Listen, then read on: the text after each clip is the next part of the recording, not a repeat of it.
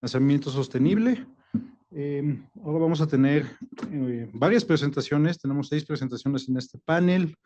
Vamos a empezar con el doctor Horacio Yedra, que presenta el tema La política energética mexicana del neoliberalismo a la cuarta transformación, hidrocarburos y diversificación energética. Horacio Yedra es maestro en Economía por la UNAM, cursa estudios de doctorado en la misma institución, es profesor en la licenciatura, especialidad y maestría en la Facultad de Economía, así como en la Facultad de Filosofía y Letras en la licenciatura en Historia. Participa en seminarios y congresos nacionales e internacionales, colabora en el arbitraje de revistas especializadas y es miembro del comité editorial de El Semestre de las Especializaciones y Cuadernos de Investigación Económica Boliviana. Sus líneas de investigación incluyen la historia económica del siglo XX, neoliberalismo, petróleo, energía, medio ambiente e historia ambiental, y es coordinador académico de la especialización en historia económica. Horacio, adelante, por favor. Bueno, hola, buenas tardes a todos y a todas, aquí en el Instituto de Investigaciones Económicas y quienes están conectados, ¿no? Agradecer a la invitación a la 25 edición del Seminario de Economía Fiscal y Financiera que corre con el siglo. Entonces, ya no es tan poquito tiempo, yo les digo, ya estamos viviendo el año 26 del siglo XXI, entonces se vuelve muy interesante, que es más o menos lo que va el seminario. Entonces, me voy a apurar porque he visto cómo es el tiempo este año y otros años, ¿no? Con este le cambio. Bueno. Voy a hablar de cuestiones que tienen que ver con petróleo, pero pongo ese esquema ahí al centro.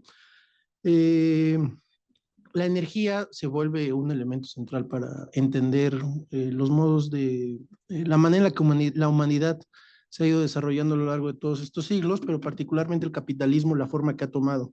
Arriba aparecen los hidrocarburos y relacionados directamente con la electricidad, que para el siglo XX es como uno de los elementos que permiten este despegue en niveles de producción, en cambios en formas de vida, etcétera.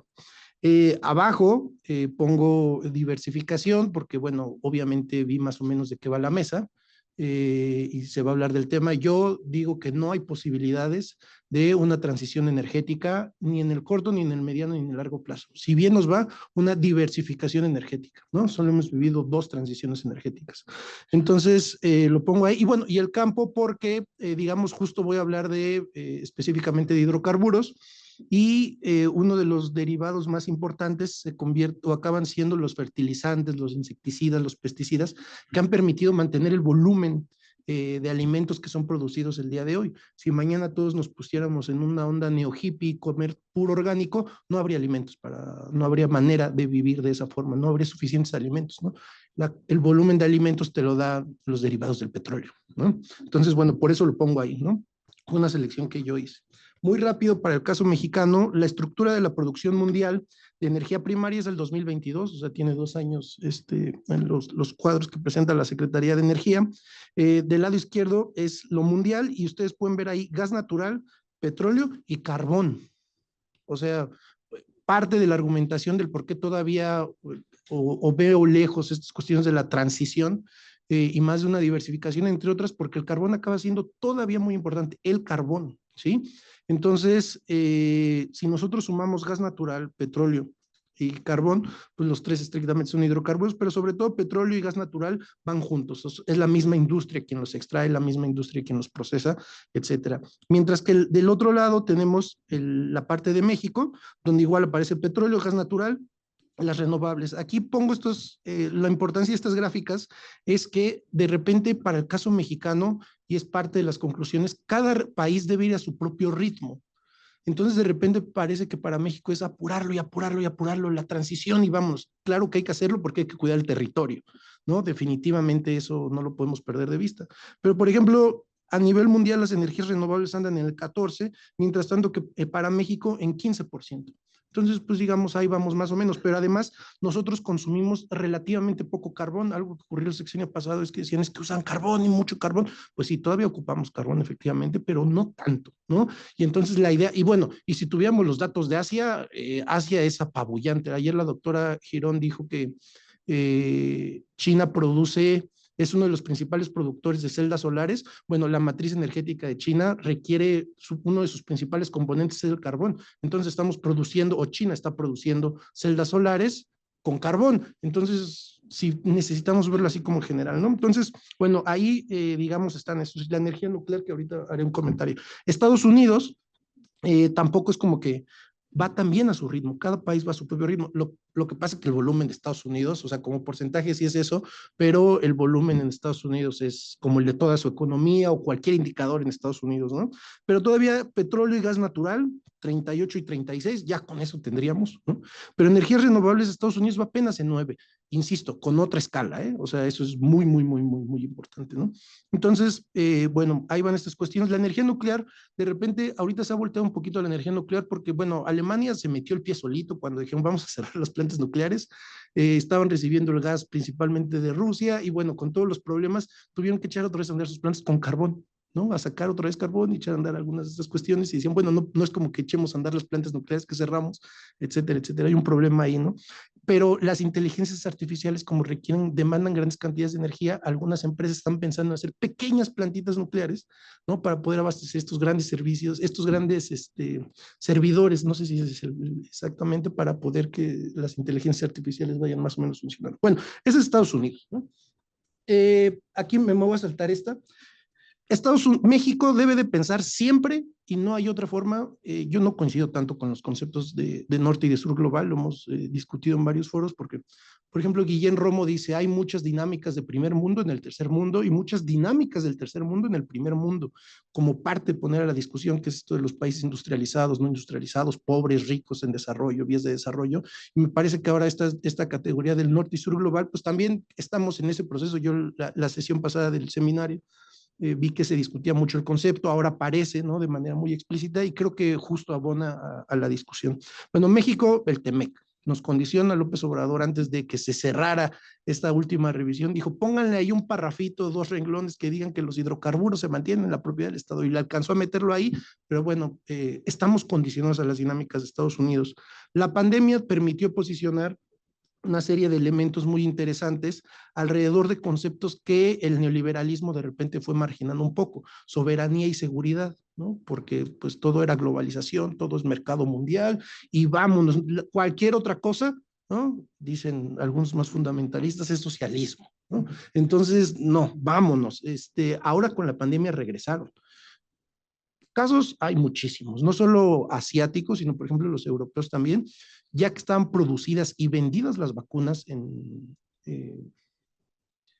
Bélgica, ¿no? Europa dijo, no sale ni una sola dosis de vacuna, aunque ya esté vendida, sin que antes, ¿no? Todos los europeos estén vacunados, ¿no? Por ejemplo. Entonces, las políticas proteccionistas, digamos, son el pan nuestro de cada día, ¿no? Entonces, bueno, ahí aparecen, pero el concepto de soberanía y seguridad son muy importantes. Ahora, aquí hay un matiz muy importante porque esto que menciono, que me parece que no lo podemos perder de vista, es la relación México-Estados Unidos, ¿no? O sea, México se ubica energéticamente en América del Norte. Si ustedes ven los datos o los análisis, las reservas son cuantificadas como cuántas reservas hay de X o Y en América del Norte. Después viene una diferenciación Canadá, México y Estados Unidos, pero es concebido como una sola región. Entonces, sobre eso nos tenemos que mover, no tenemos como que mucho margen. Entonces, y digamos, para voltear a América Latina, la complejidad es otra, pero básicamente los mercados, pues el energético no es la excepción, están duramente vinculados a las dinámicas de Estados Unidos, pero hay maneras de relacionarse con Estados Unidos, ¿no?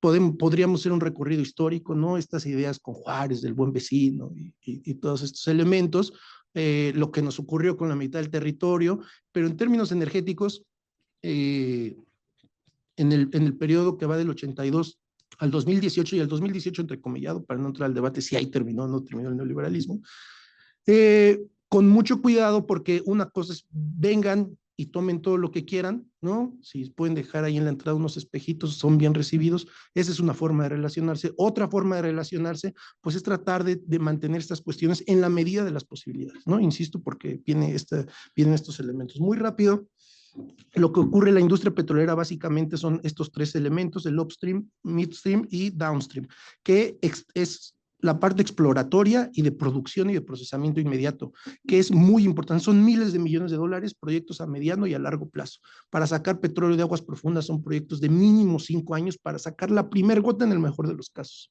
En tierra son otros los tiempos, pero bueno, es una industria muy importante.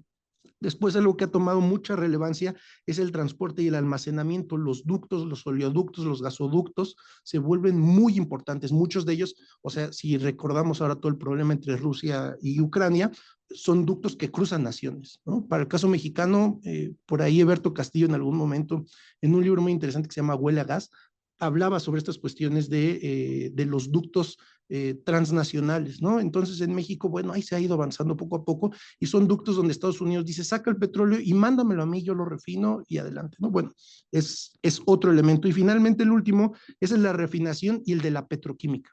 Este sexenio se intenta rescatar mucho de la petroquímica, por lo que les decía, cuando hablamos de soberanía y de seguridad, no solo es la energética, que digamos es el tema de la presentación, sino también la de alimentos.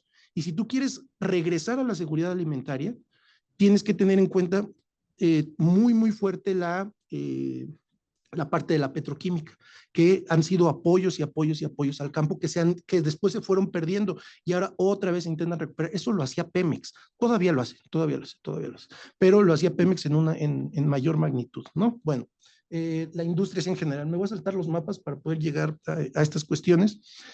1982, con el inicio del Miguel de la Madrid, en el 92, en el 2008, 2018 y 2025 se modifica el artículo 27 constitucional. En la Constitución están muy bien plasmados los tres artículos que tocan 2 de los factores de la producción que enseñan en todas las escuelas y facultades de economía. De los 3, tierra, trabajo y capital, el trabajo, con el tercero y con el 123, que es el que tiene que ver con la educación, el que tiene que ver estrictamente con el trabajo, y el artículo 27 es el que toca la tierra en todo sentido, desde la parte del campo, el agua, las minas, el petróleo, ahora el litio, y así nos podemos ir, o sea, la tierra en una concepción amplia, ¿no? Se han venido modificando. Cuando yo pongo en el título de la presentación estas cuestiones de la cuarta transformación, una manera, se tiene que discutir el concepto, pero una manera de medir las transformaciones, cada una de las transformaciones, la independencia, las leyes de reforma, la revolución, esas 3 dieron una constitución. Lorenzo Meyer dice, y yo me sumo a eso, que la cuarta transformación fue el neoliberalismo, porque también la constitución se vio súper transformada, y si queremos ahora hablar de otra, podríamos hablar porque yo alcanzo a identificar que en estos poco más de 100 días que llevamos del sexenio de Sheinbaum, estamos frente a una constituyente y por los siguientes 3 años se le ha estado haciendo a la constitución los cambios que el gobierno actual considera pertinentes y el 27 constitucional no ha sido la excepción, se vuelve central, es de los primerititos junto con el tercero, el 123 y algunos otros, no únicamente, pero en ese sentido pues podemos hablar de que estamos frente a una constituyente y sí frente a un gran cambio en la constitución. Chile intentó hacerlo de otra forma, ¿no? Bueno, y finalmente para poder concluir en estos 3 minutos que yo tengo por acá cronometrados. Lo repito, México y América del Norte, no hay de otra. Pero además las dinámicas, esto que ocurre ahora con Trump, en un documento del Instituto del Petróleo de Estados Unidos, de hace como 5 o 7 años, dice Estados Unidos, nosotros le podemos vender a Canadá, le compramos a Canadá por cada $1 de petróleo que nosotros le compramos a Canadá, ellos nos compran hasta 80 centavos en material, insumos, tecnología, para poder sacar ese $1 de petróleo. Entonces también es una relación así súper amarrada entre Estados Unidos y Canadá, ¿no? Jaime Ross dice, en un seminario que se hizo en 1984, si mal no recuerdo, esta idea de la enfermedad holandesa no es ninguna tragedia, la abundancia del recurso. Pero hay que ver cómo se trata, ¿no? Los países africanos en las presentaciones viven unas dinámicas de terror, ¿no? Pero entonces ahí se tienen que ver muchas de esas cuestiones, pero no podemos decir, tenemos mucho ese recurso, qué tragedia. Tenemos que ir avanzando en ese sentido. Les había yo mencionado al inicio que yo no veo, solo hemos vivido en la historia de la humanidad, no del capitalismo, 2 transiciones, y sin que necesariamente el anterior, en el caso del carbón, fuera así que desapareciera. Entonces, bueno, no transición, sino una diversificación basada en los hidrocarburos, principalmente en el gas, que se vuelve, pero la renta petrolera México cuesta como 12, 14 dólares sacar un barril de petróleo y ahorita está como, no lo revisé, pero como 67, 70 dólares aproximadamente el precio del barril de petróleo. Ese diferencial es altísimo. En los países árabes cuesta como 3, 4 dólares sacar un barril de petróleo y además es de mejor calidad. Entonces, eso no te lo dan las energías verdes. Esa renta petrolera no te la dan las energías verdes. No hay manera. Eso es una limitante que tiene ahí el capital, ¿no? Hablar de su seguridad y soberanía energética, la renta petrolera, que es esto que les decía, y finalmente, en este minuto que yo tengo acá, esta idea del greenwashing que he traído. Si ustedes van, hay carros, camionetas además, ¿no? Que son vendidas como automóviles eléctricos, que todo el empuje, toda la fuerza es eléctrico en efecto, pero adentro trae un motor de combustión interna. No, no lo traen afuera, ni es que vayas a cargar. Adentro trae el motor de combustión interna, le cargas, pero el motor de combustión interna no mueve el automóvil, es el motor eléctrico el que lo hace.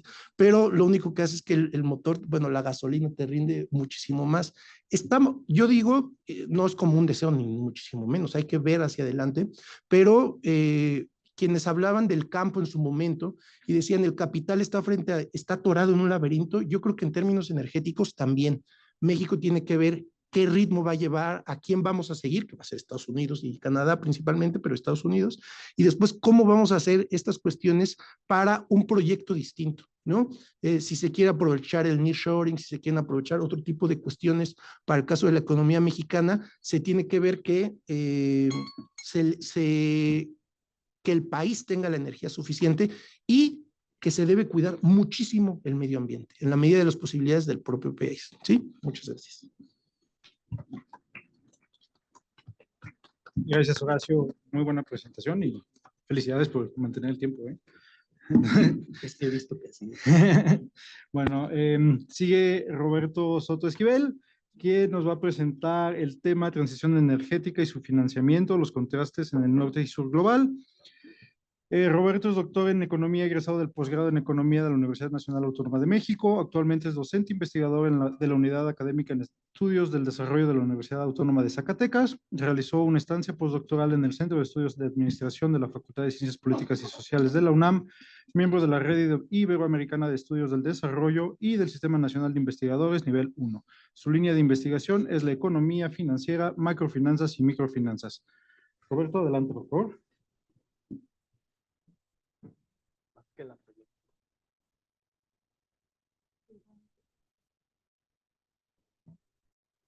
Bueno, la comienzo, ahí está ya, la comienzo. Es un trabajo junto con uno de nuestros tesistas, David Pérez. Precisamente estamos metiéndonos el tema de cuestiones de transición energética, pero nos enfocamos más en la parte del financiamiento. Ya ahorita escuché, me encantó lo que comentabas, de que puede haber transición energética. Bueno, y ahorita me preocupo quién la va a financiar, si es que va a haber, que debería de haber, pero quién va a financiarla. Y es interesante porque hay diferencias entre los países llamados norte global y los sur global, y ahorita hablamos de que hay algunas diferencias conceptuales entre eso, qué es eso de norte y sur global. No nos peleemos por el momento, qué es el contenido de la exposición de la que ustedes ven ahí. Esto es rápidamente algo que ya hemos destacado a lo largo de los últimos seminarios aquí y en otros seminarios que se están realizando en Puebla, en la Benemérita. Entonces, ¿qué es el cambio climático? Bueno, ahí hablo de que el cambio climático tiene que ver con modificaciones en el ciclo de agua, aumento de sequías, tormentas intensas, aumento del CO2, etc. Entonces, todo eso, como ya lo hemos visto, forma parte del cambio climático, que puede ser de corto, mediano, largo plazo, que tiene que ver con el aumento de las temperaturas, el patrón climático, y aquí vienen las cosas interesantes, que todo eso se puede dar de manera natural, porque esto se ha dado de manera natural a lo largo de la humanidad, o por las actividades económicas, que las actividades humanas. Entonces, dentro de las actividades humanas tiene que ver en parte con la quema de los combustibles fósiles, en particular petróleo, gas, carbón, como ya lo mencionaron. Uno de los grandes contaminantes es el carbón, y las cuestiones naturales pues, tienen que ver con cuestiones de la actividad solar y las erupciones volcánicas. Entonces, este panorama, bueno, ya algunos ya lo saben, ya se ha destacado también se destacó en el seminario SEMECOFIN 24. ¿Y qué efectos trae como consecuencia este cambio climático? Pues los efectos son básicamente, yo los he encontrado en 3 grandes aspectos. El riesgo a la salud, eso ya lo hemos comprobado infinitamente a lo largo de la historia. La generación de la pobreza y la desigualdad, y algo muy importante, el desplazamiento de las personas, de los seres vivos, porque no solamente de las personas, los seres vivos también, en general los animales, las plantas sufren este cambio climático. Por ejemplo, estamos hablando de zonas semidesérticas, el semidesierto, por ejemplo, aquí en el país, lo que es centro-norte del país, se está sufriendo mucho por la falta de agua. Entonces, por eso, cuando uno hace estudios, por ejemplo, de ganadería en esas zonas, es qué hacer, cómo producir ganado en zonas donde no hay agua. La misma naturaleza nos da la respuesta, entonces son cosas que debemos tomar en cuenta. Entonces, hasta aquí son cosas que ya se han destacado a lo largo de los seminarios en los que hemos estado. Entonces, aquí vamos a ver cómo se enfrenta ese cambio climático. Entonces, la respuesta es depende. Depende de qué lado de la moneda nos vamos a poner. Si nos ponemos del lado de los países industrializados, llamados norte global, pues ellos dicen que hay que aumentar la infraestructura, cambiar la infraestructura, una infraestructura productiva, generar generación y consumo de energía. ¿Cómo la vamos a generar esa energía? Si va a ser por combustibles fósiles, si vamos a utilizar plantas eólicas o plantas solares, etcétera, etcétera. Que normalmente nos dicen que tienen que ser esos, o al menos es lo que yo estoy viendo en el discurso, es eólico y solar, aunque ellos hacen otra cosa después. Y también tiene que ver, ellos consideran que el financiamiento, aquí es donde yo me voy a centrar, el financiamiento es indistinto, no importa quién lo haga. Pueden ser los inversionistas institucionales o puede ser el Estado. Entonces a ellos no les interesa quién está haciendo el financiamiento. Al menos la evidencia empírica está demostrando que no les interesa quién va a hacer el financiamiento. Pero si lo vemos desde los países llamados subdesarrollados o del subglobal, pues ahí sí el financiamiento es diferente. Debe de ser privado, básicamente privado. Y es más, si es posible, se deberían de privatizar las empresas públicas porque son muy ineficientes. Entonces, si privatizamos las empresas de generación de energía eléctrica o privatizamos las empresas productoras de petróleo, mucho mejor. Y aquí viene una parte muy importante que se ha destacado a lo largo de este seminario. El problema de estos países es que hoy en día muchos países del sur global tienen problemas de endeudamiento. Y con esta transición energética, llamada transición energética y su financiamiento, tal parece que en el corto y mediano plazo va a generar escenarios de deuda externa. Esto es muy interesante porque ya habían presentado una gráfica, la doctora Correa anterior, el 65% más o menos, los porcentajes, 65% del endeudamiento de los países subdesarrollados, o ahí decía la gráfica, en vías de desarrollo, me parece, proviene de acreedores privados. Entonces, y esto nos puede generar problemas de endeudamiento muy, muy importante. Esto también es interesante, que viene a colación con lo que se expuso anteriormente y cómo se genera la electricidad. Por ejemplo, hablemos de electricidad, cómo se genera hoy 2024, creo es el dato, no me acuerdo. En general, el mundo lo genera con carbón, gas y energía hidroeléctrica, en promedio. Los países europeos es energía nuclear, gas y carbón. Y los países de América Latina, voy a hablar de abajo hacia arriba, el viento, el gas y las hidroeléctricas. Obvio, porque aquí tenemos ríos. Solo que a mí me llama la atención, ¿por qué nos exigen? Bueno, no es exigir, pero hay que ser dramáticos. ¿Por qué nos piden? No, tiene que ser eólico y solar. Bueno, ¿por qué no usamos los ríos? Tenemos hidroeléctricas. En México hay hidroeléctricas. Ojalá se supere el 10% que el gobierno actual pretende que se genere de electricidad vía hidroeléctricas. Ojalá que no sea el 10, que sea más. Que cambien las turbinas, lo que sea necesario, pero la hidroeléctrica se puede aprovechar más en países que tenemos ríos y agua, entre comillas, suficiente, al menos en ciertas zonas. ¿Qué nos sugieren? Porque en todo nos sugieren. El modelo de ajuste del Fondo Monetario del Banco Mundial, el llamado Washington Consensus, nos sugería a aplicar cierto tipo de políticas. Nomás que siempre le pongo sugerencias entre comillas, por no decir imposiciones, pero nos sugieren aplicar tipos de cambio X. Nos sugieren manejar las empresas públicas de cierta forma. Nos sugieren que el Banco Central tiene que ser autónomo. Son sugerencias. Bueno, estos países, los del norte global, sus sugerencias son: la acción climática requiere importantes inversiones financieras, ya sea de gobierno o de empresas. Ah, perfecto. Un paso fundamental es que los países industrializados cumplan su compromiso de aportar 100,000 millones de dólares. Bueno, para la guerra con Ucrania ya dijimos cuántos aporta. Creo que dijimos 135,000, ¿no? 135,000 millones. Y los norteamericanos 350 millones. Pues para el cambio climático 100,000 millones. Bueno, está bien, es más importante la guerra que las cuestiones climáticas. Para esto se han dado infinidad de convenciones, marcos, etcétera, etcétera. Eso también ya se ha abordado en múltiples trabajos y en múltiples foros.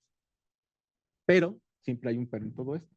El doble discurso, tal como ya se comentó. Primero, que el gas contamina. Bueno, que siempre no, porque hay una guerra. Y las nucleares, pues ya son verdes. No me imagino si los países del sur global hacen eso, lo que les dirían. Y las equiparan a las renovables. Entonces, eso hace la Unión Europea. Sobre pretexto del conflicto bélico, se continúa el financiamiento de energías fósiles. Lo acaban de decir. Nos dicen, primero, el plan es dejar de utilizar energías fósiles. Viene una externalidad, usando el lenguaje que ellos les encanta en las políticas públicas. Viene una externalidad. Ah, bueno, podemos usar carbón, gas y energía nuclear. Bueno, está bien. De hecho, existe una limitante en el financiamiento y esta parte me interesa un montón. ¿Cuál es la limitante? Primero, que hay incertidumbre. Y segundo, pues no voy a financiar lo que tú quieres que financie. ¿Por qué? Porque hay dos puntos muy básicos. ¿Me va a dar rentabilidad? ¿Y va a ser eficiente eso que voy a tener? Si es así, lo financio. Si no, no. Y ya lo discutimos en la sesión anterior. Ellos solamente van a financiar proyectos que le den una rentabilidad inmediata. La evidencia empírica sí lo demuestra. Entonces, ahora sí que eso no es esta discusión, es una opinión, es algo que ya está muy trabajado. Entonces, ¿el capital de dónde puede provenir? Pues ya sabemos, público, privado, en particular banca de desarrollo. Aquí me encanta esta parte, porque la banca de desarrollo durante la década de los 80, 90 se desmanteló y algunos países están buscando reactivar esa banca, convertirla nuevamente en una banca de segundo piso. Y la deuda. ¿La deuda es mala? Depende. Depende para que lo invierta. Si voy a endeudarme para tener, financiar capital productivo, para financiar, nos decían, para financiar, comprar máquinas que van a crear máquinas, no es malo el endeudamiento, siempre y cuando sea manejable, siempre y cuando pueda ser en nuestra propia moneda. Entonces hay algunas variantes que pues, debemos de acotar ahí, depende. Entonces, y lo privado, ya sabemos, las bancas, la banca comercial y las sociedades de inversión o bancos multilaterales, y en particular que está aquí. Ya lo hemos discutido también, BlackRock. Ellos también hacen diferentes tipos de financiamiento. ¿Qué tipo de financiamiento? ¿Cuáles son los instrumentos financieros que se utilizan para poder financiar esa transición energética? Ya la doctora Elizabeth ayer nos decía, pues todo lo que suene a bono es un tipo de financiamiento, sin importar el color: verde, azul, canjes de deuda, garantías, préstamos, concesiones, todo. Como dijiste ayer, bonos panda, etcétera. O sea, hay muchos. Fondo verde para el clima, fondo especial para el cambio climático, programa Naciones Unidas, red, fondo especial para países menos desarrollados, etcétera. Hay infinidad bueno, no hay muchos, pero hay suficientes fondos de financiamiento. Solo que China es un caso particular, por eso aquí es muy importante destacar eso. Ellos tienen una banca de desarrollo muy importante y tienen sus bancos de construcción, bancos agrícolas, etcétera, etcétera, y son los más importantes en cuanto a nivel de activos en el mundo. Superan por mucho a la banca norteamericana. Y aquí algo también interesante, todo depende de los objetivos. Nosotros nos dijeron que tenemos que cumplir una agenda. para el 2030 y ellos dicen, no, es para el 2060. Yo me marco mis propios ritmos. La pregunta es, ojalá que la naturaleza esté acorde a esos ritmos, pero bueno. Sus sectores prioritarios son acero, movilidad, construcciones, bienes raíces. Se identifican 3 áreas principales donde tiene que haber la innovación financiera, colaboración, soporte normativo. Sus costos es muy interesante. Invierten alrededor de $3 billones para el 2030 y $19 billones para el 2060. Nada que ver con lo que invierten los europeos ni los norteamericanos. Nada. O sea, supera con mucho lo que dicen los chinos que van a invertir. Tampoco hay que tomarlo así literal. Entonces, para Europa, China es un riesgo. Para los norteamericanos, China es un riesgo también. Entonces, porque puede crear dependencia en sectores estratégicos según los europeos. Esta es la visión de los europeos, de las notas que he sacado. El principal financiamiento en Europa, por cierto, proviene de China. Los chinos están invirtiendo mucho en energías renovables, en el sector de energías verdes en Europa. Aquí hay algunos datos que saqué. Para el caso europeo, según la agencia Bloomberg, y para el caso chino, las inversiones que están realizando, y supera por mucho lo que pretenden los europeos. Los chinos superan 1 o 2 veces más lo que hacen los europeos y 1 o 2 veces más lo que hacen los norteamericanos. Entonces, la evidencia sí lo demuestra.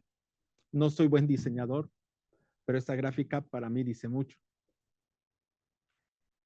La postura de los países del norte global, ya con esta voy a terminar, es la última, está marcada por los ODS, que supuestamente es para el 2050. Y los posturas China no. Ellos piensan más en el largo plazo y por esos planes quinquenales que están diseñando en los últimos años ha demostrado que les ha funcionado. Por eso la tasa de crecimiento de los chinos es mucho más alta. Y esto tiene sentido con lo que los estudios, trabajos que ha hecho Gabriel Palma, y porque su pregunta siempre ha sido, ¿por qué las economías del sudeste de Asia, en particular China, Vietnam, Singapur, están creciendo, tienen crecimientos sostenidos y de largo plazo, que el resto de las economías no tienen? Porque ellos tienen política industrial, tienen política financiera. Hasta ahí él se queda con política industrial. Yo le agrego, tienen política industrial y tienen política financiera. Y la evidencia así lo está demostrando. Las conclusiones son estas. Yo me quedo con 2 cosas. 3. Aguas con la deuda. Porque eso de que nos vamos a financiar según los inversionistas institucionales, no creo que sea lo adecuado. Entonces, ¿cómo podemos financiar una llamada transición energética? Yo sigo con la misma postura. O sea, si este trabajo se tiene que ver con transición energética, yo sé que hay, aquí hay personas expertas en transición energética. No, mi contribución tiene que ver con el financiamiento. Y si vas a financiar esa transición energética, para mí, la evidencia empírica demuestra que tiene que ser con banca de desarrollo. Agarrando las cosas de manera paulatina, poco a poco. Bueno, entre más rápido mejor, pero poquito a poquito, con nuestra propia dinámica, porque yo no creo que los salvadores sean los inversionistas institucionales. En el seminario anterior se discutió esa parte. De hecho, yo hice esa pregunta, ¿y serán los inversionistas institucionales los que van a venir a salvarnos nuevamente? No, para las economías del sur global eso no ha sido lo más adecuado. Se requiere y eso se ha discutido ya, ese es uno de las aportaciones de este seminario, se requiere de un Estado fuerte, un Estado minskiano. El sur global debe marcar su propio ritmo de transición energética y considerar que habrá coexistencia de fuentes de energía. Eso también es muy importante. Lo ideal sería que no utilizáramos carbón. Bueno, eso es lo ideal, lo deseable. Lo viable tiene que ser de manera paulatina, a nuestros propios ritmos, con nuestros propios recursos. No estoy en contra de inversionistas institucionales, los inversionistas institucionales, pero tiene que haber forzosamente una regulación impecable, como nunca. Dicho, nunca ha habido una regulación impecable, pero esta vez sí, porque si no nos va a comer la deuda. Se va a crear burbujas, una nueva burbuja de endeudamiento en los países del sur global, en particular en los países de América Latina. Gracias.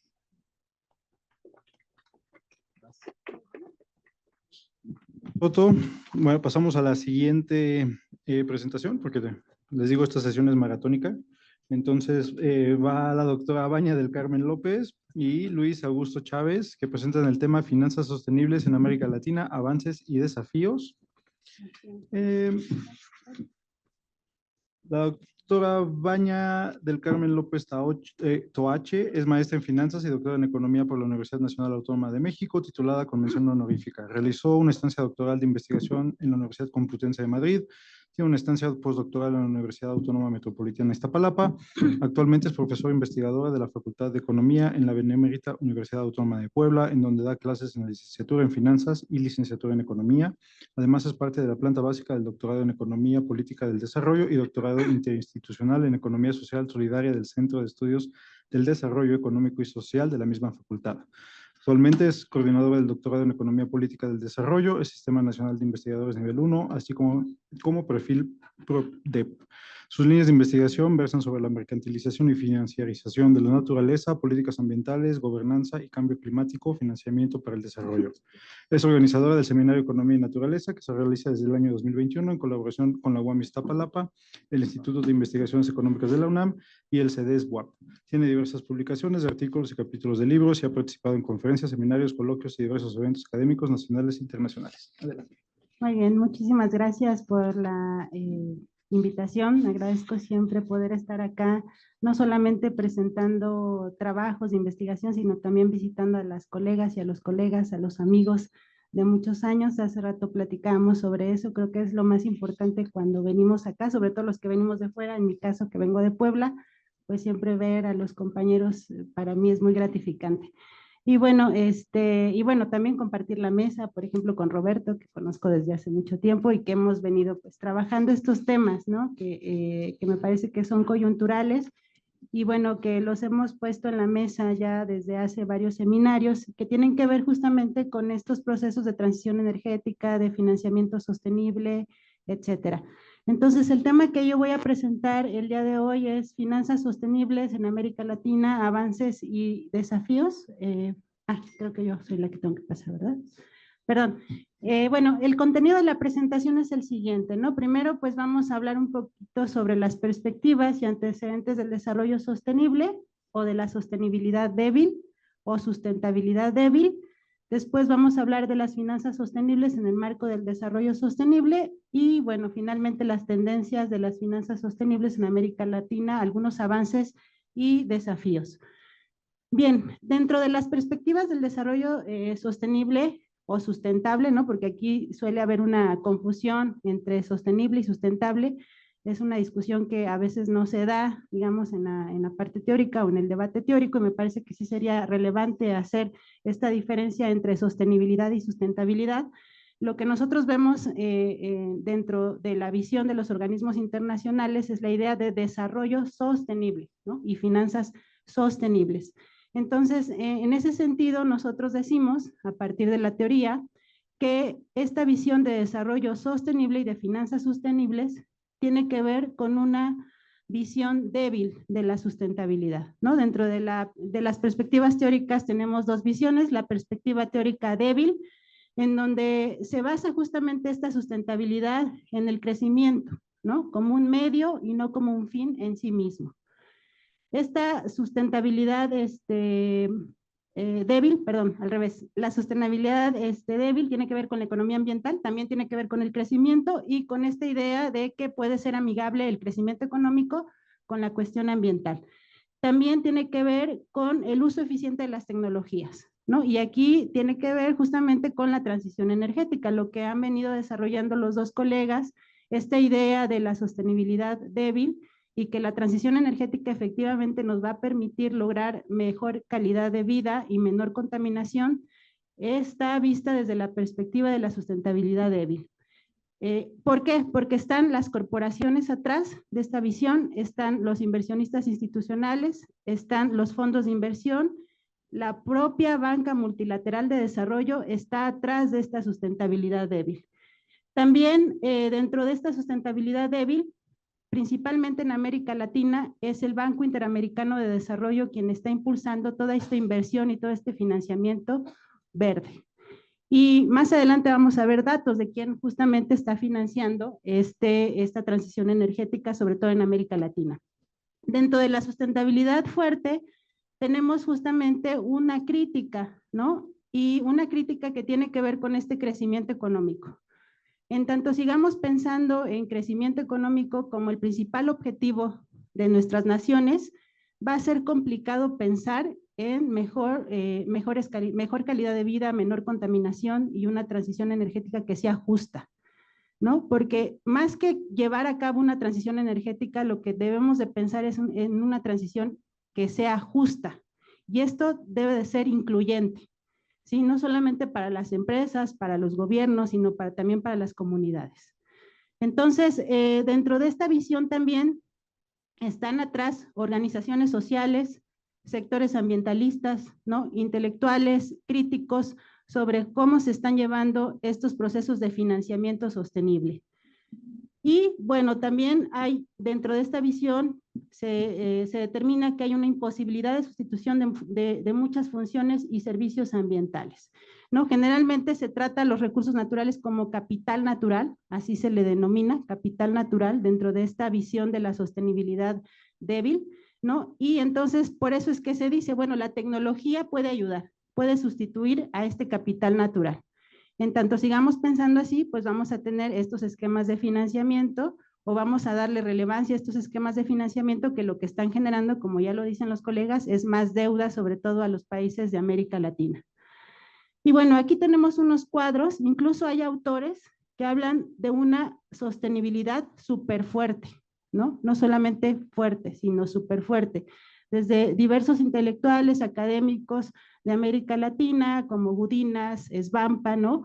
Hablan sobre una cifra sustantiva a la ideología del progreso, ¿no? Búsqueda de nuevos estilos de desarrollo, concepto del patrimonio natural, ética de los valores propios de la naturaleza, un enfoque político, ¿no? Se critica, digamos, toda esta idea de progreso tecnológico, de que efectivamente podemos llegar a eliminar esta contaminación y a mejorar la calidad de vida a través de la tecnología.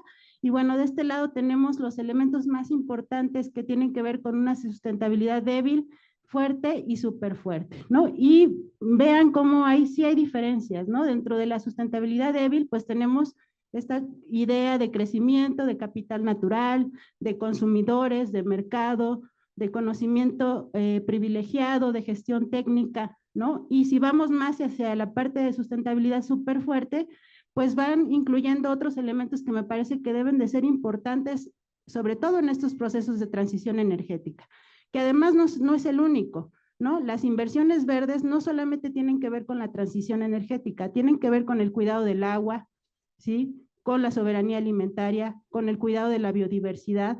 Si bien es cierto, la mayor parte de las inversiones verdes se han ido a la transición energética, es porque tiene que ver con estos esquemas de negocio que ya nos han venido hablando los compañeros, ¿no? Y todas estas formas de financiamiento que al final han alimentado el capital financiero, el capital ficticio en los mercados financieros. Bien, solamente para hablar de las tasas de agotamiento, ¿no? Del anual de los recursos naturales. Este es un cuadro de América Latina, ¿sí? Vemos cómo para el año 2023, aquí vamos tasa de agotamiento anual de los recursos naturales con respecto al ingreso nacional. Vemos cómo estamos en América Latina. El caso de Ecuador, por ejemplo, de Trinidad y Tobago, de Colombia, ¿no? De Brasil, de México, etcétera. Son los países que mayormente reciben financiamiento sostenible. Sin embargo, las tasas de agotamiento de los recursos naturales son altas. Y esto tiene que ver con el crecimiento económico, ¿sí? ¿Qué otra cosa tenemos en la sostenibilidad débil? Tenemos esta idea del PIB per cápita. Bueno, sí, ahorita hablaba Roberto sobre China, ¿no? Los niveles de crecimiento, bueno, sí son importantes los niveles de crecimiento, pero ¿a qué está llevando este crecimiento económico? Si todos los países creciéramos al mismo nivel acelerado de China, pues yo me pregunto cómo estaría nuestra tasa de agotamiento de los recursos naturales, cómo estaría nuestra huella ecológica, cómo estaría nuestra biocapacidad, ¿sí? Aquí vemos un incremento del PIB per cápita en América Latina y vemos cómo hay una disminución de la huella ecológica. un incremento de la huella ecológica, perdón, y una disminución de la biocapacidad. Entonces, me parece que es importante cuestionar el crecimiento económico. No porque no sea importante, sino la forma en la cual se está dando este crecimiento económico. Entonces, creo que tendríamos que partir de ahí, ¿no? En primer lugar. Bien, me voy a pasar esto rápido, nada más para decir, bueno, ¿de dónde nace el desarrollo sostenible? Nace de estos organismos internacionales, el informe de Brundtland, ¿no? Después tenemos los objetivos o la cumbre del milenio, tenemos los ODS, ¿no? Del año 2015, y bueno, esta distorsión que tenemos sobre sostenibilidad y sustentabilidad, ¿no? Que ya lo comenté, y creo que sí habría diferencias entre una sustentabilidad débil, una sustentabilidad fuerte, e identificar que de lo que estamos hablando cuando hablamos de finanzas sostenibles desde esta visión de los bancos comerciales, de la banca de inversión, de los inversionistas institucionales y de otros organismos, es esta idea de sustentabilidad débil más que de sustentabilidad fuerte o superfuerte, ¿no? En el mejor de los casos. Entonces, desde este punto de vista, se asume una política administrativa institucional entre los estados, organizaciones no gubernamentales que han sido plasmados en declaraciones oficiales, en conferencias, como en documentos, para emprender acciones tendientes a resolver las problemáticas de insostenibilidad, ¿sí? Y aquí está toda una gama o toda una arquitectura financiera, ¿no? Que va desde los acuerdos de París, desde los bancos centrales, ¿no? Con esta red para ecologizar el sistema financiero, desde el Banco de Pagos Internacionales, que también señala que ahora se le tiene que dar prioridad al financiamiento sostenible y sobre todo a estas inversiones verdes. Una alianza bancaria neta cero, ¿no? Donde también aquí están reunidos un conjunto de bancos comerciales que también están tratando de darle prioridad a estas inversiones verdes. Aquí la pregunta es ¿por qué? ¿No? ¿Por qué ahora cambian el interés de un tipo de financiamiento, ¿no? Que generaba estos proyectos, digamos, en el sentido de más contaminantes a estos proyectos verdes? Y es por esto, porque hay una esfera de negocio importante ahí que tiene que ver con la transición energética. Me voy a pasar esto solamente. ¿Qué son las finanzas sostenibles? Son bonos verdes, azules, sociales, sostenibles de 1000 colores, bonos de carbono, canjes de deuda, el propio financiamiento para el desarrollo sostenible, los fondos temáticos, las fintech, entre otros. Es decir, hay una gama importante de financiamiento sostenible que se está generando en el mundo, ¿no? Y que le están tratando de bajar a partir de estos acuerdos internacionales hacia América Latina. ¿Cómo estamos en América Latina? Hay un índice de finanzas sostenibles en América Latina que tiene que ver con ingresos sostenibles, ingresos intensivos en carbono, presupuestos sostenibles y presupuestos intensivos en carbono, ¿sí? En este índice, a mayor ingreso sostenible, ¿sí? Pues es mejor que con respecto a ingresos intensivos en carbono. Igualmente, a mayor presupuesto sostenible, que tiene que ver con estos proyectos que van a infraestructura para energías renovables y otro tipo de proyectos, pues es mejor que presupuestos intensivos en carbono que van justamente a la cuestión de financiamiento para las energías fósiles. ¿Cómo estamos acá en México? Podemos ver que estamos de los últimos lugares, ¿no? Punto 7. Yo matizaría este lugar, ¿no? Y creo que eso es algo que tenemos que hacer, porque cuando ya vamos a la parte de los datos, ¿sí? Vemos pues que hay matices en estos datos. En primer lugar, las emisiones de dióxido de carbono a la atmósfera, ¿no? Aquí vemos, sí, efectivamente, Brasil, México, los países más desarrollados son los que emiten mayores emisiones de dióxido de carbono, tanto en toneladas como en per cápita, ¿no? También en la posición por emisiones totales de gases de efecto invernadero, también vemos que son los mismos países, ¿no? Los que ocupan los primeros lugares, y esto tiene que ver con el crecimiento económico, lo que hace rato yo cuestionaba. Sin embargo, ya cuando vamos a la parte institucional, pues también vemos que hay diferencias. O sea, hay países que efectivamente tienen leyes, ¿no? Contra el cambio climático, hay otros países en América Latina que no tienen. Aquí lo tenemos. Eso podría ser un avance para algunos países de América Latina, pero es un desafío, ¿no? También para países que no tienen, digamos, ley del cambio climático.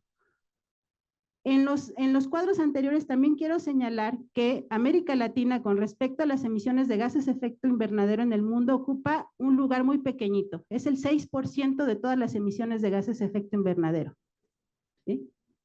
O sea, en sí no son de los países o de las regiones más contaminantes. Un avance es que sí, efectivamente, sus ingresos sostenibles, ¿no?, han incrementado como porcentaje del total.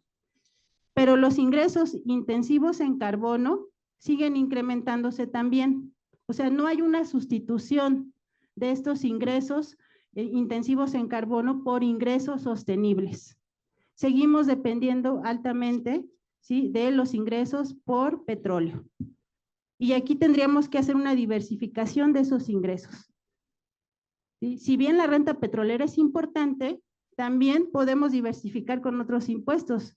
Los impuestos al carbono, por ejemplo, ¿no? O los impuestos a estas empresas que son altamente contaminantes. O los impuestos a empresas que son altamente extractivas. Y eso nos generaría una diversificación en los fondos que se generan para financiar la transición energética. Y no estoy diciendo que esta transición energética se va a dar de un día para otro, pero sí podríamos estar cambiando estos esquemas de financiamiento. Y aquí vemos, o sea, los ingresos intensivos en carbono siguen siendo mayores con respecto a los ingresos sostenibles, aunque se han incrementado en el tiempo los ingresos sostenibles, pero hay una falta de diversificación de estos ingresos. Bien, aquí están los financiamientos. ¿Quién es quien más está financiando? El Banco Interamericano de Desarrollo. ¿Sí? En términos generales, estos son los fondos que son muy diferentes a los otros instrumentos financieros que yo comentaba, ¿no? Pero ¿qué significa este financiamiento? Ya lo señalábamos, deuda, dependencia, etcétera, ¿no? Y tiene que ver con esta idea de sustentabilidad débil. Ya voy terminando más rápidamente. Bueno, vemos el consumo de energía, sigue siendo la energía fósil, ya habíamos dicho, es más barata, ¿no? Es más accesible, y en esta idea de industrialización de crecimiento económico, ¿no?, y de alcanzar a los países más desarrollados, pues seguimos recurriendo a las energías fósiles. Las energías renovables solamente en algunos países van incrementando, pero en general son las energías fósiles. Igualmente, ¿no?, los ingresos intensivos en carbono tienen que ver con hidrocarburos, con combustibles y con minería, ¿no? Y aquí me parece que es muy importante porque durante el gobierno de Andrés Manuel López Obrador, efectivamente separaron los proyectos de infraestructura al sector minero, las concesiones, ¿sí? Y una de las cuestiones que ha pasado con el gobierno de Claudia Sheinbaum es que en el Plan México se está abriendo otra vez la posibilidad para inversión a este sector que es sumamente relevante, y es continuar y profundizar estos procesos extractivos, ¿sí? Bien, presupuestos sostenibles, igual, la misma idea, ¿no? Seguimos, hay países que sí han incrementado sus presupuestos sostenibles, o sea, esta cuestión de financiar proyectos de infraestructura de energía renovable, pero sigue siendo los presupuestos intensivos en carbono los que mayormente pesan en América Latina. Y termino con esto. Si bien hay un incremento en el financiamiento sostenible, la mayor parte se va a desastres naturales, ¿sí?, en América Latina. ¿Y esto qué significa? Que el financiamiento para la adaptación, ¿sí?, no está funcionando o no es el suficiente. La mayor parte del financiamiento es financiamiento para la mitigación del cambio climático, no tanto para la adaptación. Y esto para los desastres naturales significa que las infraestructuras no son resilientes a todos estos cambios que estamos viendo, ¿no? Entonces, por eso decía yo que no solamente es diversificar las fuentes de financiamiento, sino también qué vas a financiar. Y bueno, muchísimas gracias. Con esto yo finalizo. Muchas gracias, doctora Baña del Carmen López. La siguiente presentación es a cargo de la doctora Miriam Sosa, que nos va a presentar el tema financiamiento para acción climática, estado actual y propuestas ante la crisis. Miriam Sosa es doctora en Economía, maestra en Ingeniería y licenciada en Economía por la UNAM. Es profesora de tiempo completo en el Departamento de Economía de la Universidad Autónoma Metropolitana, Unidad de Iztapalapa, y profesora de asignatura en el posgrado de Ingeniería de la UNAM. Ha dirigido 49 tesis de licenciatura y 7 de maestría y ha publicado 65 productos de investigación en revistas y libros especializados. Ha impartido más de 11 cursos a nivel doctorado, 60 de maestría y 100 de licenciatura y presentado más de 115 ponencias en eventos académicos. Es miembro de la Academia de Ciencias Administrativas y del SNI nivel 1 desde 2018. Doctora, adelante. Bueno, pues muchas gracias por la oportunidad de presentar estos análisis y cuestiones de investigación que hemos estado realizando. En realidad, parte de esto es fruto de una estancia sabática que estoy llevando justo con la coautora de este trabajo, que es la doctora Antonina Ivanova. Y es muy interesante porque para la parte de financiamiento para acción climática hay muchas maneras de analizar y hay muchas cosas que analizar desde diferentes perspectivas. Afortunadamente hemos tenido tiempo y esperemos seguir contando con esto y con el apoyo y con todos estos datos que también continuamente se están generando para poder analizar. Para esto, bueno, lo que hemos hecho es, el tema es ver qué son las justamente finanzas sostenibles, un poco ya han hablado al respecto.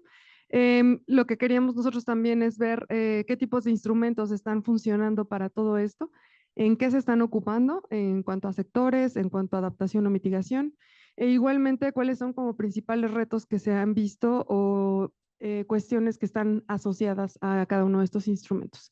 Entonces, bueno, voy a tratar de no repetir mucho de lo que ya sabemos.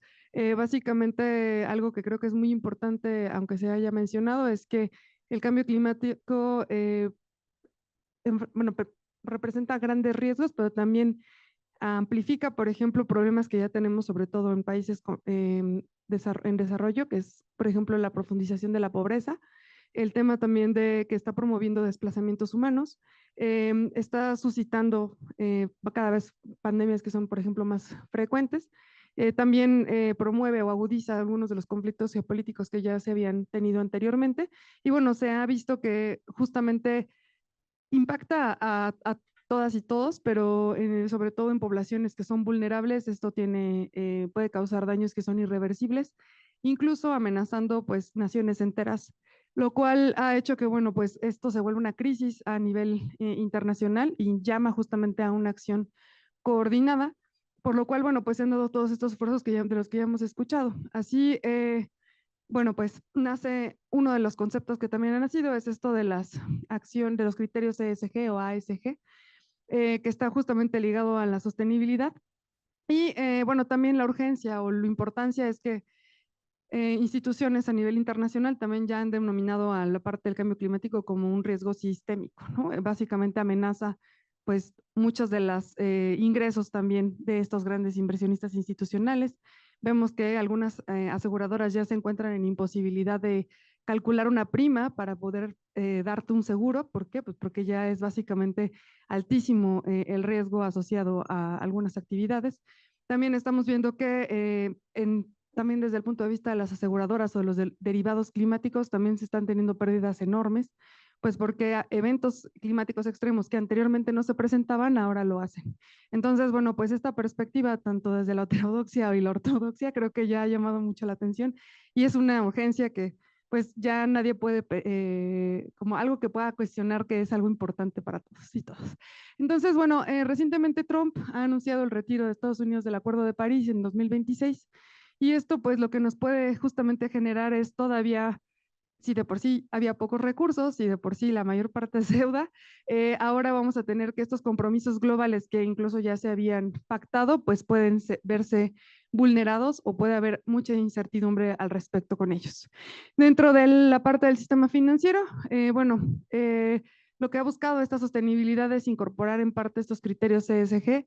Se ha buscado esto que es algo que obviamente muy criticable, ¿no? De buscar cómo es que integramos tanto el valor económico, el valor social y el valor ambiental en cada uno de estos proyectos. Y también porque ya se está viendo que de no hacerlo así, vamos a tener solamente ganancias que sean en el corto plazo y en el largo plazo, bueno, pues ya no va a haber ganancias porque no va a haber planeta básicamente. Entonces, a esto se le ha llamado, bueno, esto del valor integrado, donde buscamos justamente que se privilegien estos proyectos que integran estas dos visiones, además de la financiera, y también se están promoviendo prácticas como la inversión en proyectos ecológicos, reducir el financiamiento de actividades contaminantes y fomentar un desarrollo que sea más equilibrado y de largo plazo. Para la parte de los inversionistas, ¿cuáles serían las motivaciones? Bueno, ya comenté que el tema de los riesgos financieros asociados a las cuestiones climáticas cada vez son mayores, cada vez las pérdidas son más frecuentes. Por otro lado, también vemos que ha habido un conjunto también de regulaciones, de incentivos que se espera que se estén dando en los próximos años por parte de las bancas centrales, por lo cual es que pues, están buscando justamente esta alineación.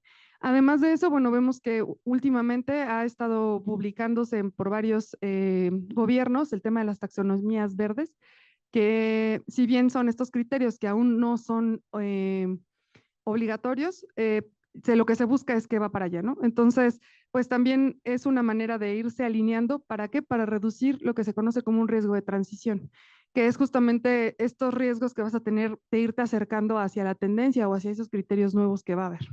Igualmente, bueno, lo que se busca es incrementar por parte de las empresas, esto ya se ha visto desde hace muchos años, hace más de 3 décadas, que lo que buscan es incrementar los activos intangibles. Parte de los activos intangibles ahora están asociados con estos capitales verdes o con estas innovaciones verdes y con todo lo que tiene que ver con esto. Y lo que se busca es tecnología climática y eficiente y también energía que sea pues, renovable, buscando justamente lograr eso de las emisiones ceros. Bueno, el concepto se relaciona con algunos otros como financiamiento para acción climática, finanzas verdes, finanzas sostenibles. Y bueno, pues básicamente es justamente este tipo de mecanismos que van a tratar de canalizar el financiamiento de inversión y tienen por objetivo orientar estos recursos para poder enfocar a acciones que tengan que ver con adaptación y mitigación del cambio climático. Bueno, aquí un poco de cómo el gobierno es que puede promover el financiamiento para acción climática, pues la parte de la regulación, algo que creo que es muy importante es alinear los incentivos con los objetivos que se quiera tener por parte de cada uno de los actores en la economía. Igualmente, y para eso creo que el gobierno debe de comprender muy bien cómo funcionan los mercados y de esa manera, pues, va a ser más eficiente esa alineación de incentivos.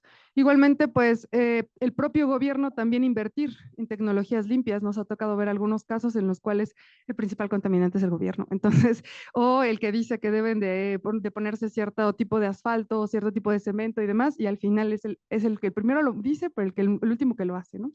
Igual que con el tema laboral, por ejemplo. Igualmente, fomentar, ¿no?, la investigación y educación enfocadas a necesidades ambientales. Creo que también en esta parte, pues esta crítica constante que se hace a estos mecanismos es fundamental. Pues ¿para qué? También para promover la mejora o para ver en qué estamos fallando o qué se puede mejorar. Igualmente, promover la inversión público-privada para direccionar estos recursos. Y pues el tema que ya hemos comentado de la taxonomía verde creo que es un buen primer paso, ya que hasta antes del 2023 no se tenía ningún indicio de cuáles eran esos criterios. Ahora se tienen por sector, es un gran libro que han publicado, un gran documento que se ha publicado. A mí me parece que es un esfuerzo muy interesante porque describen criterios de evaluación técnica para cada actividad. Lo que ocurría antes es que yo decía, bueno, ahora voy a emitir menos emisiones, bueno, van a hacer menos emisiones, pero tenía yo un desperdicio mayor de agua, por ejemplo, o talaba más árboles, o ocupaba otro tipo de recursos, y al final el impacto era mayor que de esta supuesta tecnología verde que de otro tipo de tecnologías, por ejemplo, de otro tipo de proyectos. Ahora es una de las cosas que se considera, ¿no?, que debe de justamente no afectar en ninguno de los otros objetivos, igualmente en términos sociales, ¿no? Si en este caso hay un acaparamiento, por ejemplo, para poblaciones originarias o para poblaciones indígenas, bueno, también ese ya no se consideraría un tipo de proyecto que esté alineado con este tipo de situaciones. Y bueno, creo que pues, lo que también permite es que da un poco más de certidumbre y confianza para promover este tipo de financiamiento. Y algo que sí faltaría, pues es que no es, ya habíamos dicho, no es obligatorio, necesitamos que sea, pues sí, que sea, no sea voluntario, ¿no?, que realmente sea obligatorio. Hablando un poquito de la arquitectura financiera verde, pero desde el punto de vista de tipos de instrumentos financieros, pues la podemos clasificar por la rentabilidad que se tiene, ¿no?, por debajo del mercado, que es básicamente en muchas ocasiones pues se considera altruista, aunque sea, bueno, pero no, la tasa no está tan alta. Mixto, donde pueden haber de este tipo de cosas, y por encima del mercado, ¿no? Aquí tenemos estas compañías, bancos, inversionistas institucionales, y en la parte de por debajo del mercado, pues sobre todo es público, fondos climáticos, a través de organismos bilaterales, bancos de desarrollo multilaterales, y bueno, en algunos casos sí hay altruismo. Y pues bueno, la idea es analizar algunos de estos, bueno, estos, muy rápido, este tipo de instrumentos. Ya habíamos hablado un poco de que los bonos verdes y los créditos verdes son este tipo de instrumentos de deuda. En el caso de los bonos verdes no existe una regulación rigurosa, no obstante hay una institución privada que es la que trata de ver que se cumplan estos principios de bonos verdes, que son estos GBP. Y pues como son muy grandes y a través de la bolsa, pues permite justamente que yo levante o que yo emita mucho de este instrumento.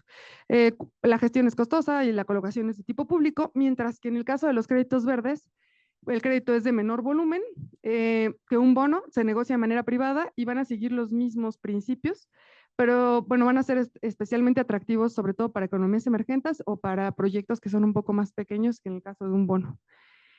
¿Cómo es que ha evolucionado este mercado? Bueno, pues hemos visto un crecimiento sobre todo hasta el año 2023 y después, bueno, una disminución. 5 minutos, no, bueno. Y bueno, ahí es como han ido evolucionando también los mercados de los créditos verdes. Aquí algo interesante es que el tema de los fondos de capital y el crowdfunding tiene esta innovación, es interesante. Algo que podría rescatar de esto es que el principal reto es que no hay un puente de entendimiento a veces entre los inversionistas y quienes están promoviendo este tipo de proyectos, porque en muchas ocasiones son tecnologías nuevas o que requieren un alto conocimiento técnico para poderlo entender y desarrollar. A veces tampoco hay espacio en el mercado para poderlas todavía comercializar, entonces muchas de estas investigaciones o muchas de estas nuevas tecnologías no pueden desarrollarse. Alguno de las particularidades del ecoemprendedurismo. Y bueno, voy a irme un poco más rápido. Algo que también encontramos ahí en este mercado justo de capital de riesgo y de crowdfunding es que no están alineados los sectores en los que hay una principal emisión de gases de efecto invernadero y hacia dónde se está yendo el capital. Y esto tiene que ver con que pues es más rentable o es más fácil desarrollar algunos proyectos que están, por ejemplo, relacionados con transporte y movilidad, a pesar de que no sea tanto lo que se está emitiendo en eso, sino en otras cosas. Otra de las cosas que también vemos es que, bueno, cómo es que se están distribuyendo. La mayoría, decíamos, es para la parte de energía, una parte importante para economía circular y para transporte. Y bueno, si vemos un análisis global, coincidimos con las ponencias anteriores, el 59% es bonos, son deuda, ¿no? Y bueno, muy poco de esta participación viene dada, por ejemplo, por... bueno, se llaman financiamientos con base en resultados. Sobre todo este tipo de instrumentos los están movilizando organizaciones multilaterales. Y es un esquema interesante porque lo que hacen es que justamente te condicionan el financiamiento si es que tú reportas los resultados del proyecto. Y pueden ser antes, después, puede ser por medio de concursos, puede ser por varios medios y de esa manera es que, bueno, hay mucho del financiamiento que se está orientando. Otra cosa también importante es que hay unos instrumentos interesantes que son estos acuerdos de compra de energía, en donde curiosamente los que están participando más son empresas muy grandes como Amazon, Google e IBM porque les conviene. Encuentran que es más barato financiar proyectos de energía renovable y precomprarla como una especie de derivado y de esa manera pues obtienen, bueno, aseguran el suministro, pero además también tienen algunos beneficios. Y bueno, algo que también es interesante es, bueno, lo que decíamos, ¿no? La mayoría de los emisores de este tipo, de las fuentes de este tipo de instrumentos son estas instituciones financieras de desarrollo nacionales, comerciales, corporaciones, hogares e individuos, y bueno, pues hasta llegar a ellas que tienen menos participación.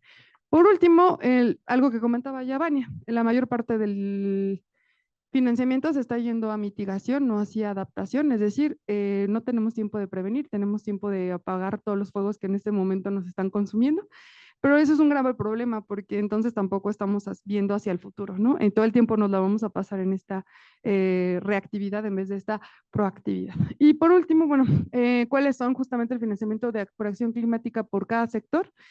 Como comentábamos, ¿no? Sistemas de energía, transporte, ciudades e infraestructuras son los principales proyectos que están siendo financiados.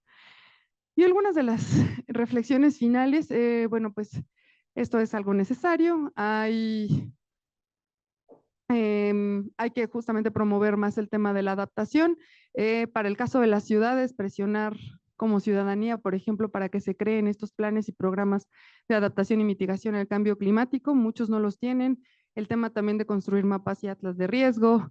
El tema también de buscar estas iniciativas ciudadanas, no solamente el tema de financiamiento de dinero, sino también de adoptar un árbol, de cuidar espacios comunitarios o comunes para ciertas localidades o vecindades, por ejemplo.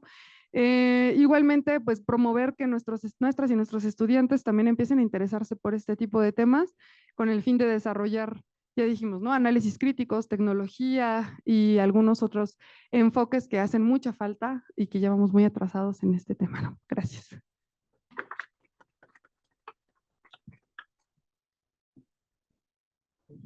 Sosa, pasamos a la última presentación del día, bueno, de esta mesa, donde será la doctora Mónica Meireles y el doctor Felipe Nogueira da Cruz, que presentan el tema del rol de la banca pública en el financiamiento al desarrollo sostenible.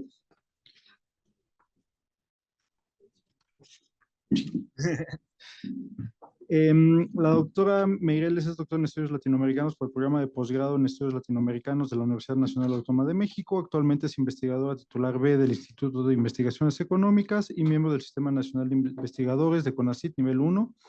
Es autor de diversos libros, uno de los coordinadores del libro Trayectorias y Encrucijadas de las Teorías del Desarrollo en América Latina, publicado por el Fondo de Cultura Económica en 2024, y coeditora del libro COVID-19 and Economic Development in Latin America, Theoretical Debates, Financing Dilemmas and Post-Pandemic Scenarios, de 2023, publicado por Routledge. En 2019 fue ganadora de reconocimiento de distinción Universidad Nacional para Jóvenes Académicos, que otorga la UNAM en el área de investigación de ciencias económicas administrativas. Sus líneas de investigación son la economía financiera, heterodoxa, la teoría del desarrollo y el pensamiento económico latinoamericano. Y el doctor Felipe Nogueira es doctor en economía por la Universidad Estatal de Campiñas. Es licenciado en Economía y Relaciones Internacionales, trabaja como profesor e investigador en la Facultad de Administración, Contabilidad y Ciencias Económicas de la Universidad Federal de Goiás, donde también colabora con el programa de posgrado en Desarrollo Regional. Temas de investigación, relaciones monetarias y financieras internacionales, integración monetaria y financiera, economía política internacional, Mercosur, jerarquía monetaria, desarrollo económico y macroeconomía. Adelante, por favor. Muchísimas gracias, Pablo. Mira, lo que traemos el día de hoy es una investigación que está en progreso y traemos nuestros avances, ¿no? La idea es pensar el financiamiento público al desarrollo sostenible y justo estábamos hablando, Felipe y yo, que en portugués no hay esa diferencia sustentable, sostenible, es todo sostenible. Entonces, perdonen ustedes que va sostenible, ¿no? El BNDES en la infraestructura y el acceso al agua, sobre todo en la búsqueda del cumplimiento del ODS 6 en Brasil, ¿no? A título de introducción, hemos visto como un renacimiento, ¿no? de la banca de desarrollo, sobre todo en el contexto post-pandémico, incluso si vamos un poquitín antes, como respuesta a la crisis financiera del Atlántico Norte de 2007 y 2008, ya hubo cierto esfuerzo de financiamiento público anticíclico, ¿no? Pero sobre todo en la pandemia, realmente renace con más fuerza ese actor importante, ¿no? Pero la banca pública contemporánea y sobre todo la banca de desarrollo, ya no se puede pensar el desarrollo como en los años 50 y los años 60 del siglo pasado, sino que esa banca pública de desarrollo tiene ahora nuevos desafíos, ¿no? Entonces es no solo garantizar financiamiento a la inversión de largo plazo para que realmente impulse proyectos de inversión incrementos de productividad y desarrollo, sino que hay ahora también un mandato social, ¿no? Entonces la Banca de Desarrollo y la Banca Nacional de Desarrollo tienen que también contribuir en ese aspecto, de esa dimensión social del desarrollo económico, ¿no? Entonces mitigar la pobreza, niveles de pobreza, pero no nada más eso, sino que justamente pensarse como un actor importante en el financiamiento al desarrollo sostenible, ¿no? Entonces, nuestra presentación se enfoca en el BNDES, en el Banco Nacional de Desarrollo Económico y Social en Brasil, y para justamente traer aún más concreta nuestro estudio, cómo el BNDES está contribuyendo a que se cumpla el objetivo del desarrollo sostenible 6, que es el acceso universal a agua potable, ¿no? Entonces, ese trabajo viene muy inspirado en la última edición de Ola Financiera, de la revista Ola Financiera, que se dedica justamente a la banca pública, agua pública, ¿no? Entonces, lo único que faltó en el número fue justamente una mirada más detenida ahí a Costa Rica, pero faltó más al Cono Sur, entonces nos inspiramos ahí para hacer nuestro trabajo. Entonces, para estudiar el rol del BNDES en el financiamiento a la infraestructura para acceso al agua potable y el saneamiento básico en Brasil, estamos tomando una doble dimensión. Primero, vamos a hacer un diagnóstico de cómo están las condiciones del acceso universal al agua potable en las distintas regiones al interior del país y cómo se da la dispersión del crédito del BNDES, una fotografía antes y luego una fotografía después de cómo el BNDES viene interviniendo en esa situación. La estructura del trabajo se divide en esas 4 partes. Primeramente, hacemos un repaso en algunos antecedentes sobre banca pública y desarrollo, luego una discusión un poco más contemporánea sobre banca pública y desarrollo sostenible. En la segunda parte, que es a partir de ahí ya le paso la palabra a Felipe, que es ese diagnóstico, las características regionales y a nivel municipal en Brasil, de cómo está el acceso al agua y el saneamiento básico.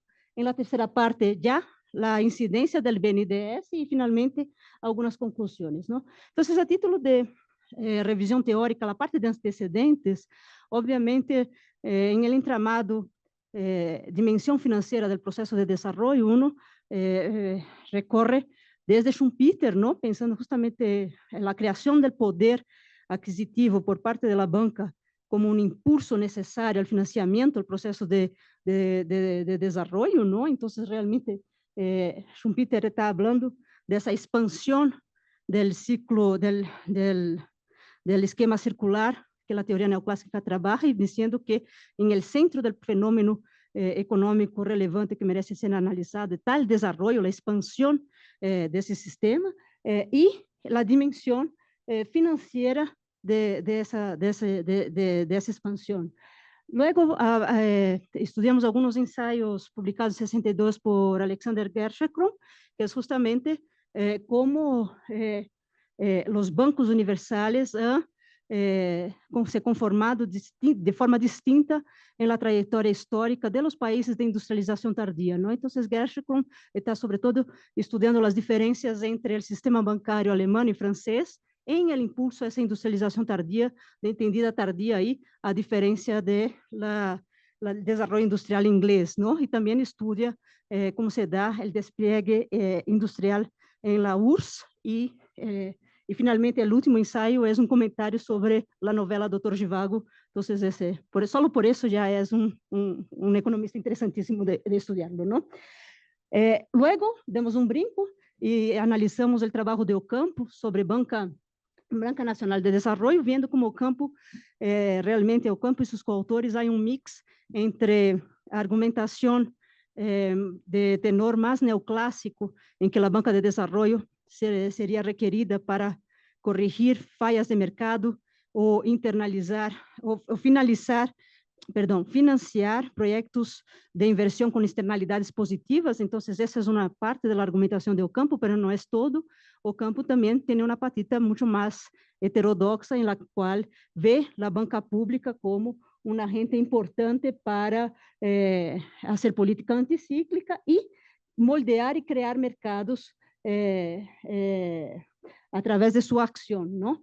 Y finalmente, revisamos el trabajo de Thomas Marois, que es un canadiense que tiene su contribución ahí en ese último número de Ola Financiera, ¿no? Que es sumamente interesante su libro y que habla que para pensarse en la banca pública tenemos incluso que radicalizar aún más la economía financiera heterodoxa que ya ha escrito sobre la banca pública, sino que hay que pensarla en términos de un enfoque dinámico, ¿no? Entonces, no juzgarla a priori, no hacer un énfasis única exclusivamente se é capital estatal ou não, sino que ver e entender em cada processo como essa banca pública vem respondendo a interesses de classe e frações de classe em um determinado país, em um determinado momento histórico, não? Então, esse é basicamente o mensagem de como interpretar a ação da banca pública em um capitalismo que todavia sigue sendo bastante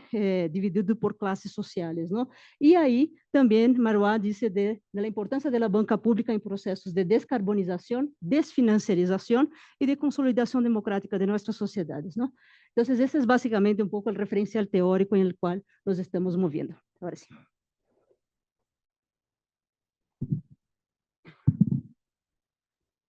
Bueno, muchas gracias. Agradezco a Mónica por la invitación, ¿no? Y agradezco también a los organizadores del seminario. Entonces, sigo, ¿no? Hablando de lo ODS 6. Entonces, el ODS 6 está voltado al desafío, ¿no? de la disponibilidad y la gestión sostenible del agua potable e del saneamento, não? E é objetivo que apresenta aún muitos desafios, não? A nível mundial, 40% da população não tem acesso à água potável, não? E mais de 2 milhões de 2 mil milhões de pessoas carecem de saneamento básico. Então, são dados do PNUD que nos apontam, ¿no? Os grandes desafios que temos ¿no? à frente. E em Brasil não é diferente.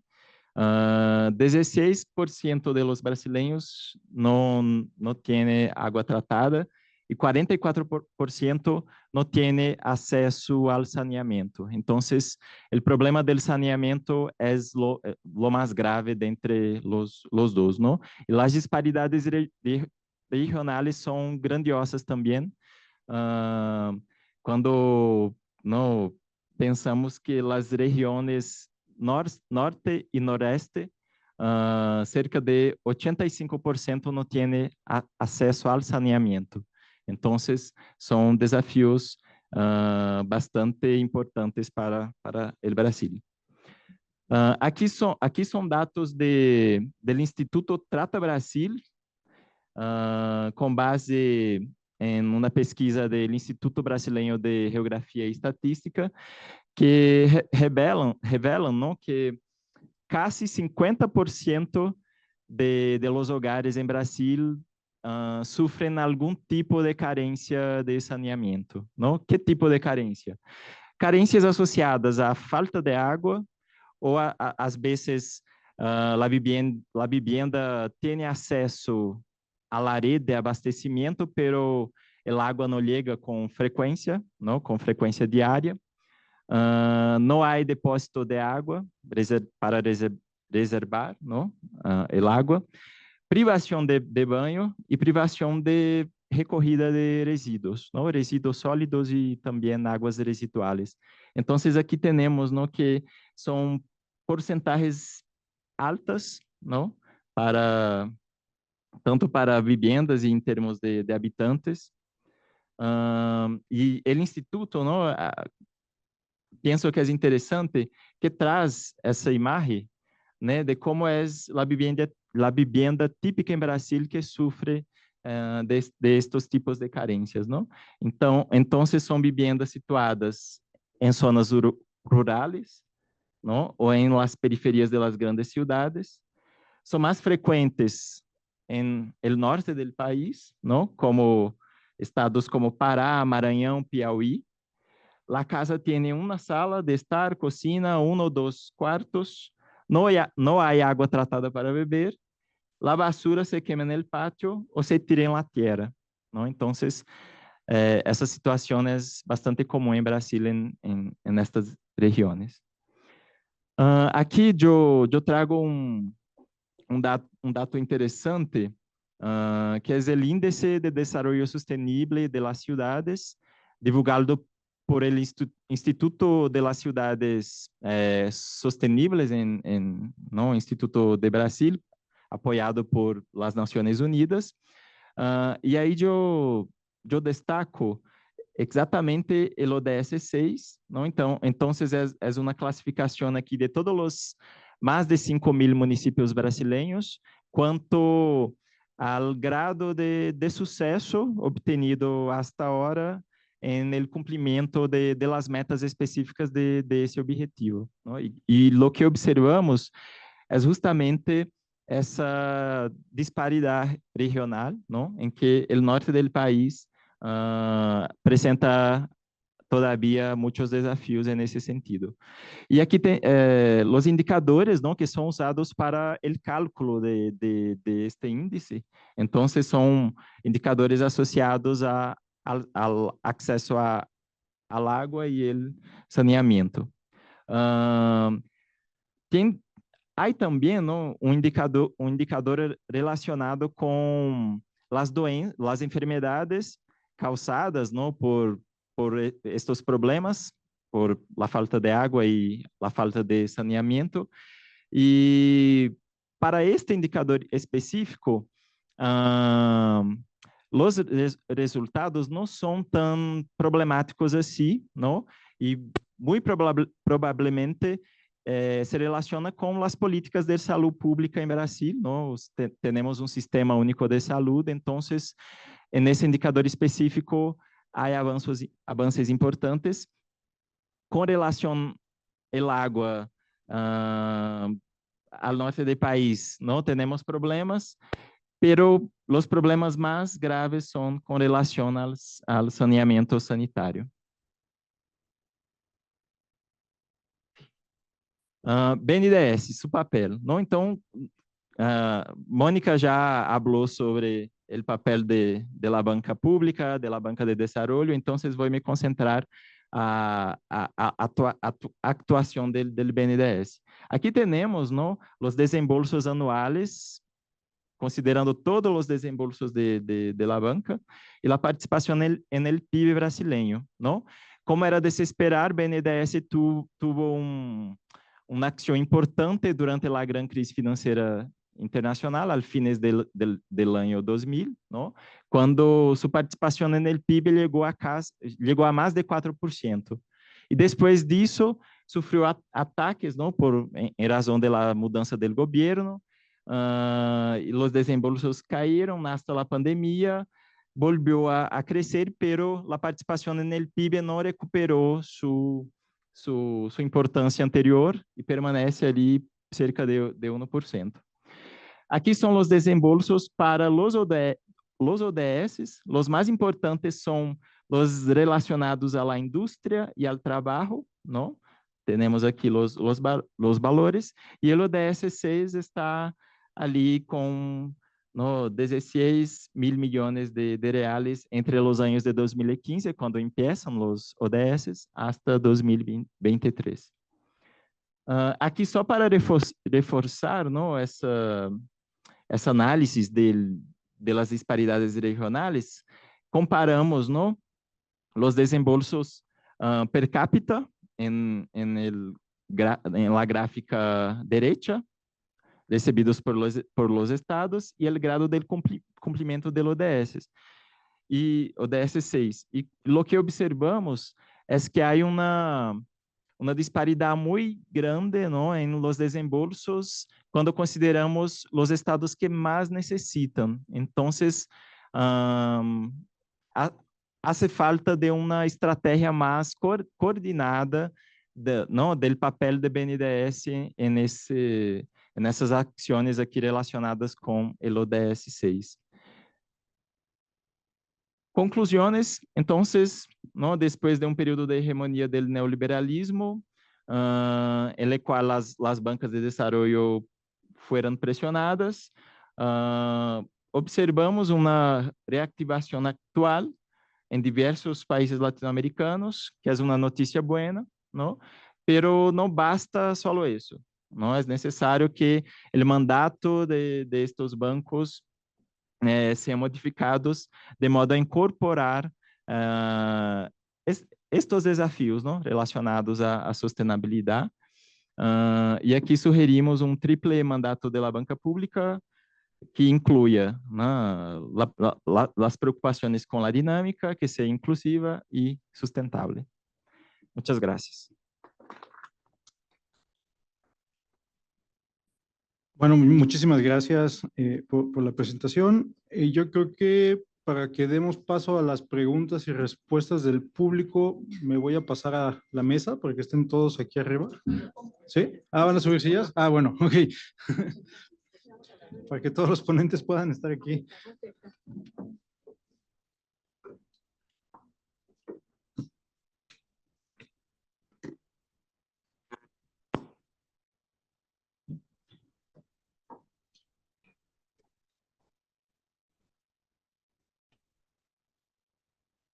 Creo que tenemos sillas de más ahora.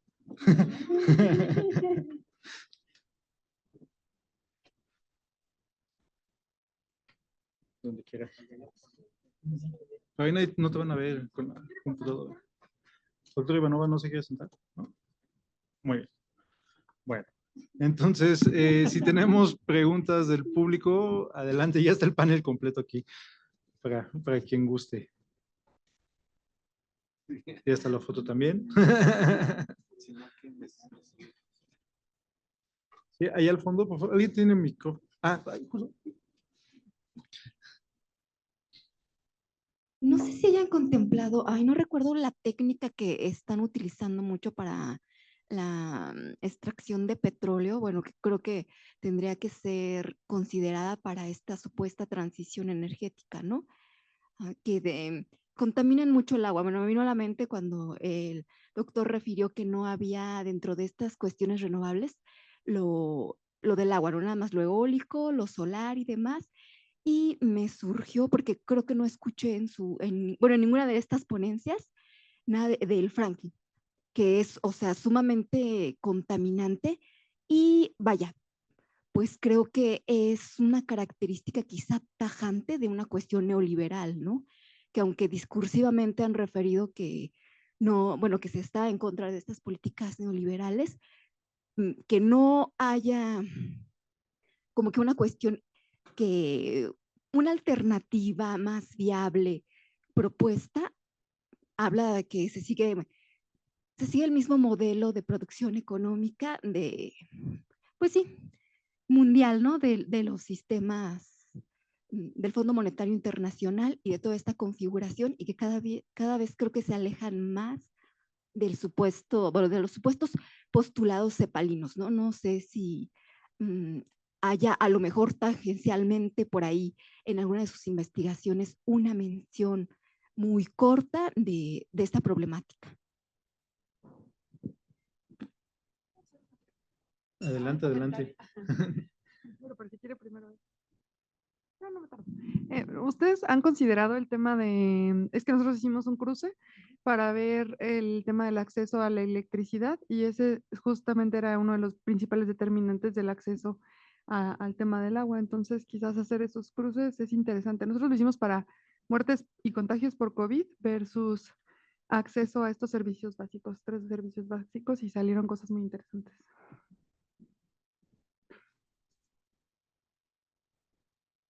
Buenas tardes. Primero agradecer a la mesa. Creo que las participaciones se entrelazan y yo quisiera hacer una pregunta, digamos, en general a la mesa a responder, y que es en la cuestión del financiamiento. Creo que trajeron un elemento interesante, ¿no? Los problemas que hay y la participación privada que existe, ¿no? Atrás de esto. Y resaltan el aspecto de la banca pública, ¿no? La banca de desarrollo. En ese sentido, yo insertaría un elemento más, ¿no? El problema de los recursos naturales estratégicos en esta transición. En ese sentido, me gustaría preguntar cuáles serían las alternativas que subyacen, ¿no? Para este financiamiento, sin caer en lo que ya mencionaba la doctora Vania, ¿no? El aumento de la renta o la obtención de ingresos a través de los recursos naturales, por un lado, ¿no? Que eso no signifique en la obtención de financiamiento a partir de la ampliación de la frontera extractiva, ¿no? Y otra, en un sentido, trayendo a colación un poco la idea de ser sufrutado de los recursos naturales como instrumento de poder, ¿qué consideran, ¿no?, que se podría hacer al tomar en cuenta que América Latina tiene gran porcentaje de los recursos naturales estratégicos para esta supuesta transición, ¿no?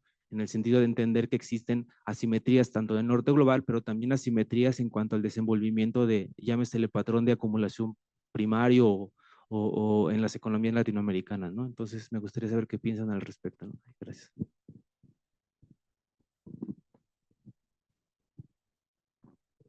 Pregunta o comentario. Bueno, es un comentario ante todo. Bueno, son unos cuantos comentarios. Primero, la energía nuclear se mencionó que se considera como renovable. No se considera como renovable, pero sí se considera como limpia. ¿Por qué? Porque no emite dióxido de carbono, aunque tiene muchos otros riesgos como cualquier otra energía. La otra aclaración es sobre la energía del agua o hidroeléctrica. Sí, se está motivando, pero aquí está definido su utilización solamente en los lugares donde hay disponibilidad de esta energía, ¿no? Por ejemplo, en Sudamérica sí hay muchos proyectos que se han financiado para implementar esta energía alternativa o renovable. Sin embargo, si queremos hablar sobre energía hidroeléctrica en noroeste de México, sudeste de Estados Unidos, pues nos quedaríamos muy cortos porque esto no es algo que podemos importar o crear, ¿no? Mientras que la energía solar, la energía del viento, es algo que está mucho más disponible en el globo terrestre, por eso el financiamiento se centra sobre estas energías. Por otro lado, también la generación de emisiones per cápita, lo que nos habló la doctora Vania López. Efectivamente, América Latina genera 6% de emisiones, pero México es el país número 12 por generación de emisiones a nivel mundial. Entonces, sí hay que tomárselo bastante en serio y como decía el anterior presidente del panel intergubernamental de cambio climático, Rajendra Pachauri, de la India, decía: la atmósfera desgraciadamente le es completamente igual si emiten 50 chinos o 15 ingleses, ¿no? Entonces tenemos que pensar en el planeta en términos de salud planetaria y perspectivas a largo plazo, y por eso pues todos tienen que tener compromiso de mitigar para salvar el planeta, ¿no? Sin dejar al lado la adaptación, lo que se dijo, por lo pronto 87% de todo el financiamiento climático se dedica a mitigación, y esto es una de las cosas de eficiencia energética, transición energética, etcétera. Pero sí necesitamos mucho más recursos para la adaptación, ¿no? De los países en vías de desarrollo, llamémoslo sur global o como sea, pero sí. Entonces, aquí tenemos el agua, tenemos eventos extremos, sequías, escasez alimentaria, afectación de salud humana por las pandemias, inclusive esto también se atribuye a algunos efectos de cambio climático. Entonces, esto sí es muy importante, y solamente para resaltar también que lo que se mencionó en algunas de las ponencias de los 100,000 millones de dólares que se aceptaron el año pasado en Bakú, Azerbaiyán, se aumentó esta cantidad a 300,000 millones de dólares, ¿no? Que no digo que es suficiente, pero bueno, algo es algo. Hubo mucha discusión en este contexto. Bueno. Y por último, las renovables en Europa en 23 eran 68% de toda la energía se generaba por renovables. El año 24 ya son 72%.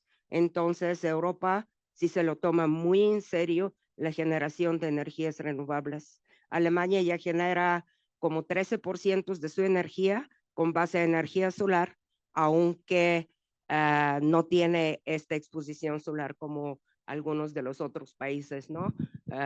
En la región entre el trópico de Cáncer y trópico de Capricornio, como dijimos. Gracias.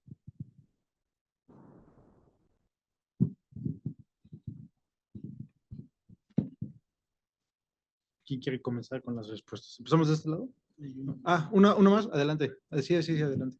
Sí, pues muchas gracias. Igual, muy rápido. En realidad, creo que hubo como un factor común en las presentaciones, que es la parte gubernamental.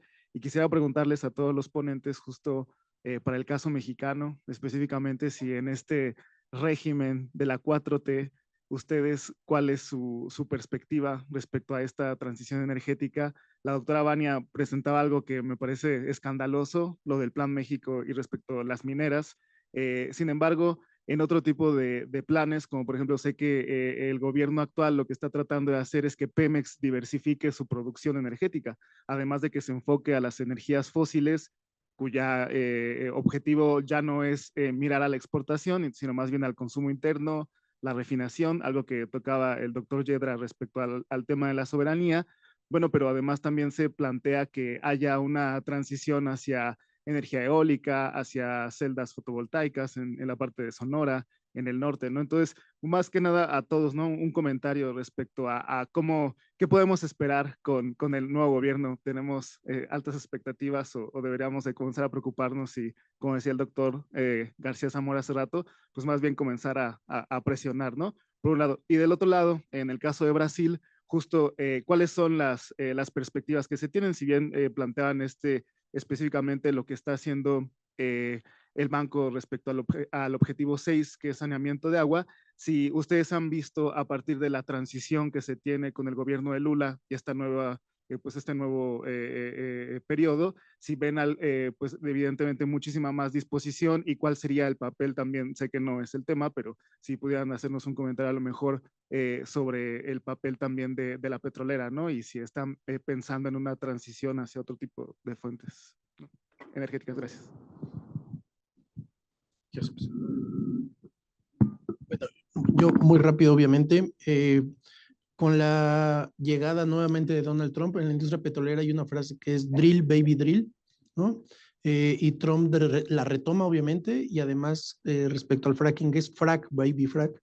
Entonces, el gas que compramos en Estados Unidos es del fracking, sobre todo el tejano. Se necesitan grandes cantidades de agua que obtienen de un manto acuífero que está, no me acuerdo ahorita qué profundidades, y se vuelve muy, muy importante para la dinámica energética de todo Estados Unidos. En algunos otros países en Europa hay moratorias, hasta donde tengo entendido, para el fracking y demás, pero últimamente ha habido estudios, sobre todo de ingenieros e ingenieras, donde dicen, claro, se requieren grandes cantidades de agua y dicen, pero el carbón necesita más agua. Lo que piensa el petróleo también, bueno, no se trata de quién puede contaminar más, ¿no? Pero ese todavía sigue ahí, o sea, es una actividad en Estados Unidos muy importante las cantidades, los volúmenes de gas principalmente que se obtienen por medio del fracking. Por eso si se piensa en el gas como un combustible de transición y demás, bueno, y si lo está sacando por medio de esta técnica, bueno, ahí estamos un poco lo que les decía hace rato, ¿no? Yo coincido totalmente que los problemas energéticos, medioambientales tienen que ser vistos a escala global, ¿no? Yo recuerdo que cuando estaba incendiando el Amazonas, Bolsonaro dijo, es del Brasil, no se preocupen ustedes, ¿no? Y cuando se incendió Notre Dame, ese sí era de todos. Entonces, o sea, ahí hay un problema, ¿no? Y finalmente con lo del gobierno de López Obrador y ahora de Sheinbaum, limitar o no van a limitar la producción petrolera, eso me parece, yo nunca había oído eso específicamente para el caso mexicano, y bueno, ahora se va a limitar. Yo no creo que la solución sea hacer automóviles eléctricos, tal vez hubiera sido en ese sentido pensar en transporte público eléctrico, ¿no? O sea, compramos los trolebuses a China, pues mejor en lugar de hacer los carritos estos, pues mejor hacer transporte público que vamos a usar aquí, o ¿cómo se llama? Los del cablebús, o sea que a lo mejor eso podría pensar en ese sentido, ¿no? Y bueno, estas cuestiones, por ejemplo, el parque solar que está en el norte del país recibe financiamiento de Estados Unidos y se va a abastecer una parte del mercado de Estados Unidos con ese solar. Entonces, por eso yo insistía en esta parte de la integración energética de América del Norte. Sí, hazlo ahí. Podríamos pensar, por ejemplo, el fracking no es la forma, pero decir, pues se está extrayendo de Estados Unidos y no de México, entonces nos conviene comprar ese gas allá porque se está contaminando allá, pero no, es global el asunto, ¿no? Entonces nos debe de importar, ¿no? Si bien ellos no, bueno, rápido, por ahí, brevemente. Muchas gracias. Bueno, yo voy a hablar sobre la banca de desarrollo, porque yo insisto en que el financiamiento tiene que partir del financiamiento público, si bien no va a ser el suficiente, pero yo tengo mis sospechas de la caridad de los inversionistas institucionales que pueden financiar BlackRock, cualquier obra de financiamiento verde, pero también dan financiamiento a las grandes empresas petroleras. Entonces, ya con eso ya me mata la idea de que no son altruistas ellos. La lógica es que sería la banca, porque alguien tiene que financiar, de algún lado se tiene que obtener los recursos y yo voy por el financiamiento público en moneda local, moneda doméstica. No debería de afectar, bien manejado, bajo ciertos supuestos, las finanzas públicas, porque hay evidencia empírica que se demuestra que cuando tienes una banca de desarrollo eficiente, pues no pasa nada. Creamos nuestra moneda, pues, creo moneda y se puede destruir el dinero. O sea, es el pensamiento heterodoxo post-keynesiano, ¿no? Esa es mi idea de la banca de desarrollo.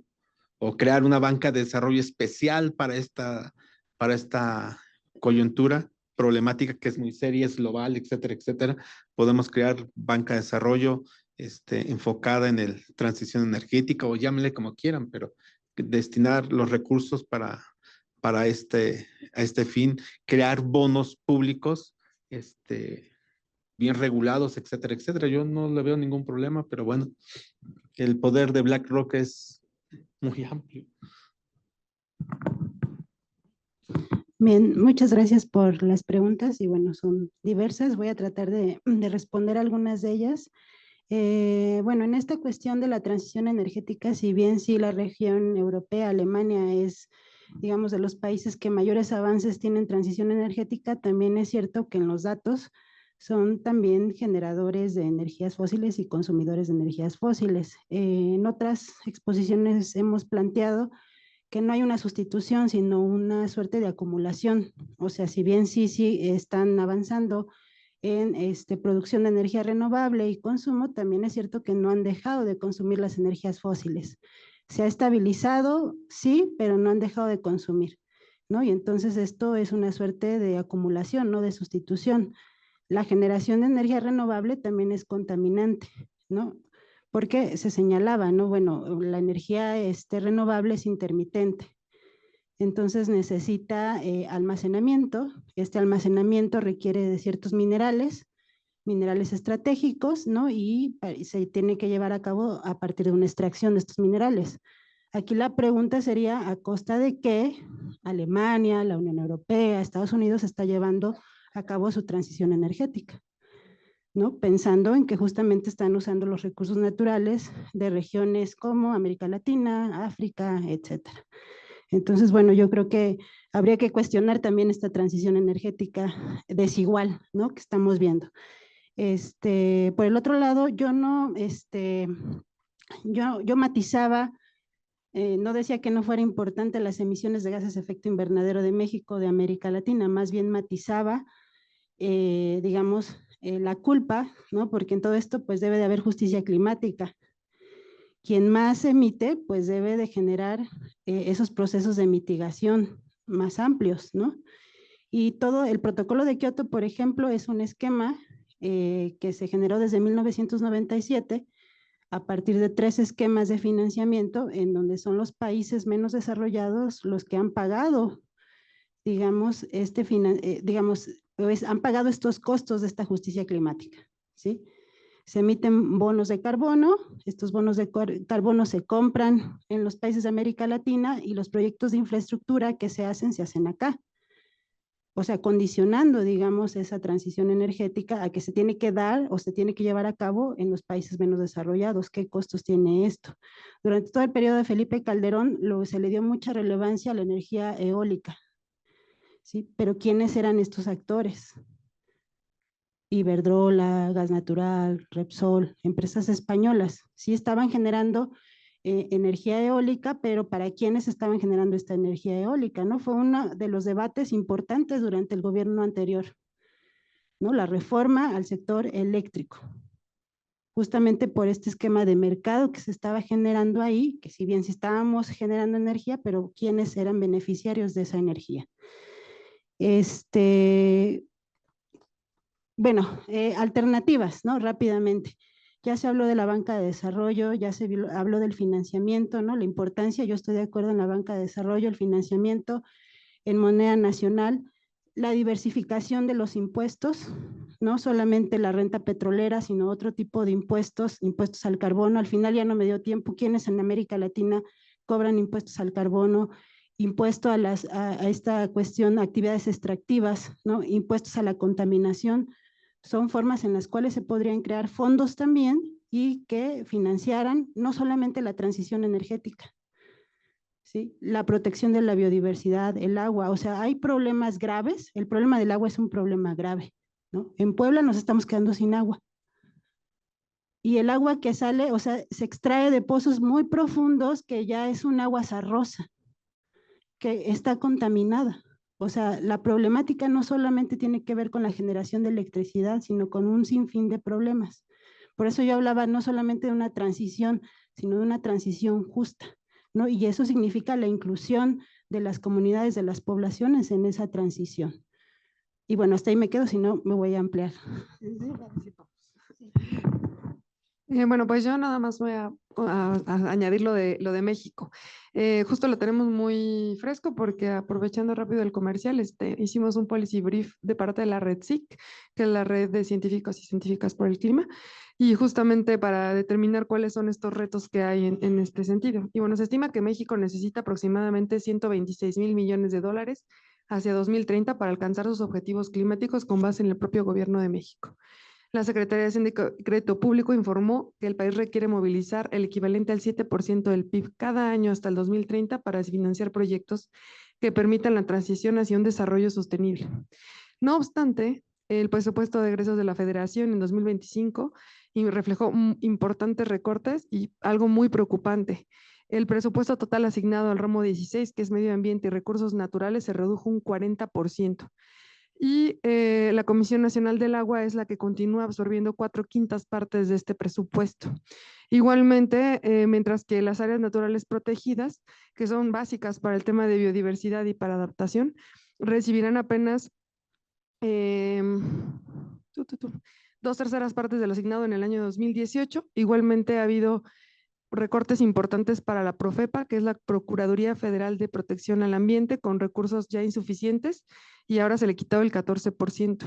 Igualmente, la Agencia de Seguridad de Energía y Ambiente enfrentará un recorte de 15% con un presupuesto reducido a 322 millones de pesos. Esto, pues básicamente deja sin manos a todas las dependencias que justamente estaban enfocadas a esta cuestión de medio ambiente, y pues creo que estamos en un problema mayor del que ya estábamos. Gracias. Bueno, para no me extender mucho, ¿no? Solo un comentario acerca de la cuestión de Daniel sobre el BNDES, el saneamiento. Hay dos cosas involucradas en eso, ¿no? Primero, en 2020 foi aprovado um novo marco de saneamento em Brasil que, em termos generais, facilita a privatização de los serviços relacionados ao saneamento. E ao BNDES, dentro dessa lei, cabe o papel de como evaluar os projetos para repassar os recursos, ¿no? Entonces, temos esse problema. E o segundo ponto, ¿no? Es que o BNDES foi muito atacado em los últimos anos, ¿no? Como la caja negra, que hace empréstimos para países vecinos, ¿no? Dictaduras como isso. E aí todo trabalho agora de convencimento da população de que é importante, fundamental, não? O BNDES na economia. E dados recentes, né? Dados recentes mostram que os desembolsos no ano passado do BNDES no, alcançaram níveis recordes, pero estão trabajando en el campo de la industria, ¿no? La nueva política industrial de Brasil, nueva industria Brasil. Entonces, los desembolsos con saneamiento aumentaron, pero siguen como muy bajos dentro de aquella clasificación de los ODS, y la industria sigue, ¿no?, como el sector más beneficiado en ese sentido, ¿no? Y con respecto a la Petrobras, ¿no? En el discurso, ¿no?, vemos la cuestión de la transición energética, mas en práctica el debate es explotar petróleo en la vacía del Amazonas, ¿no? Entonces, tenemos estos impases allá también.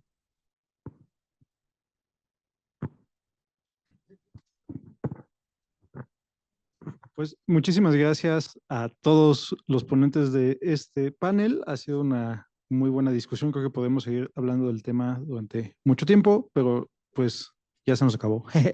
Empezamos 7 minutos tarde, acabamos con 2 minutos antes, así que vamos muy bien. Tenemos café y galletas afuera. Nos vemos a las 5:15. Gracias a todos.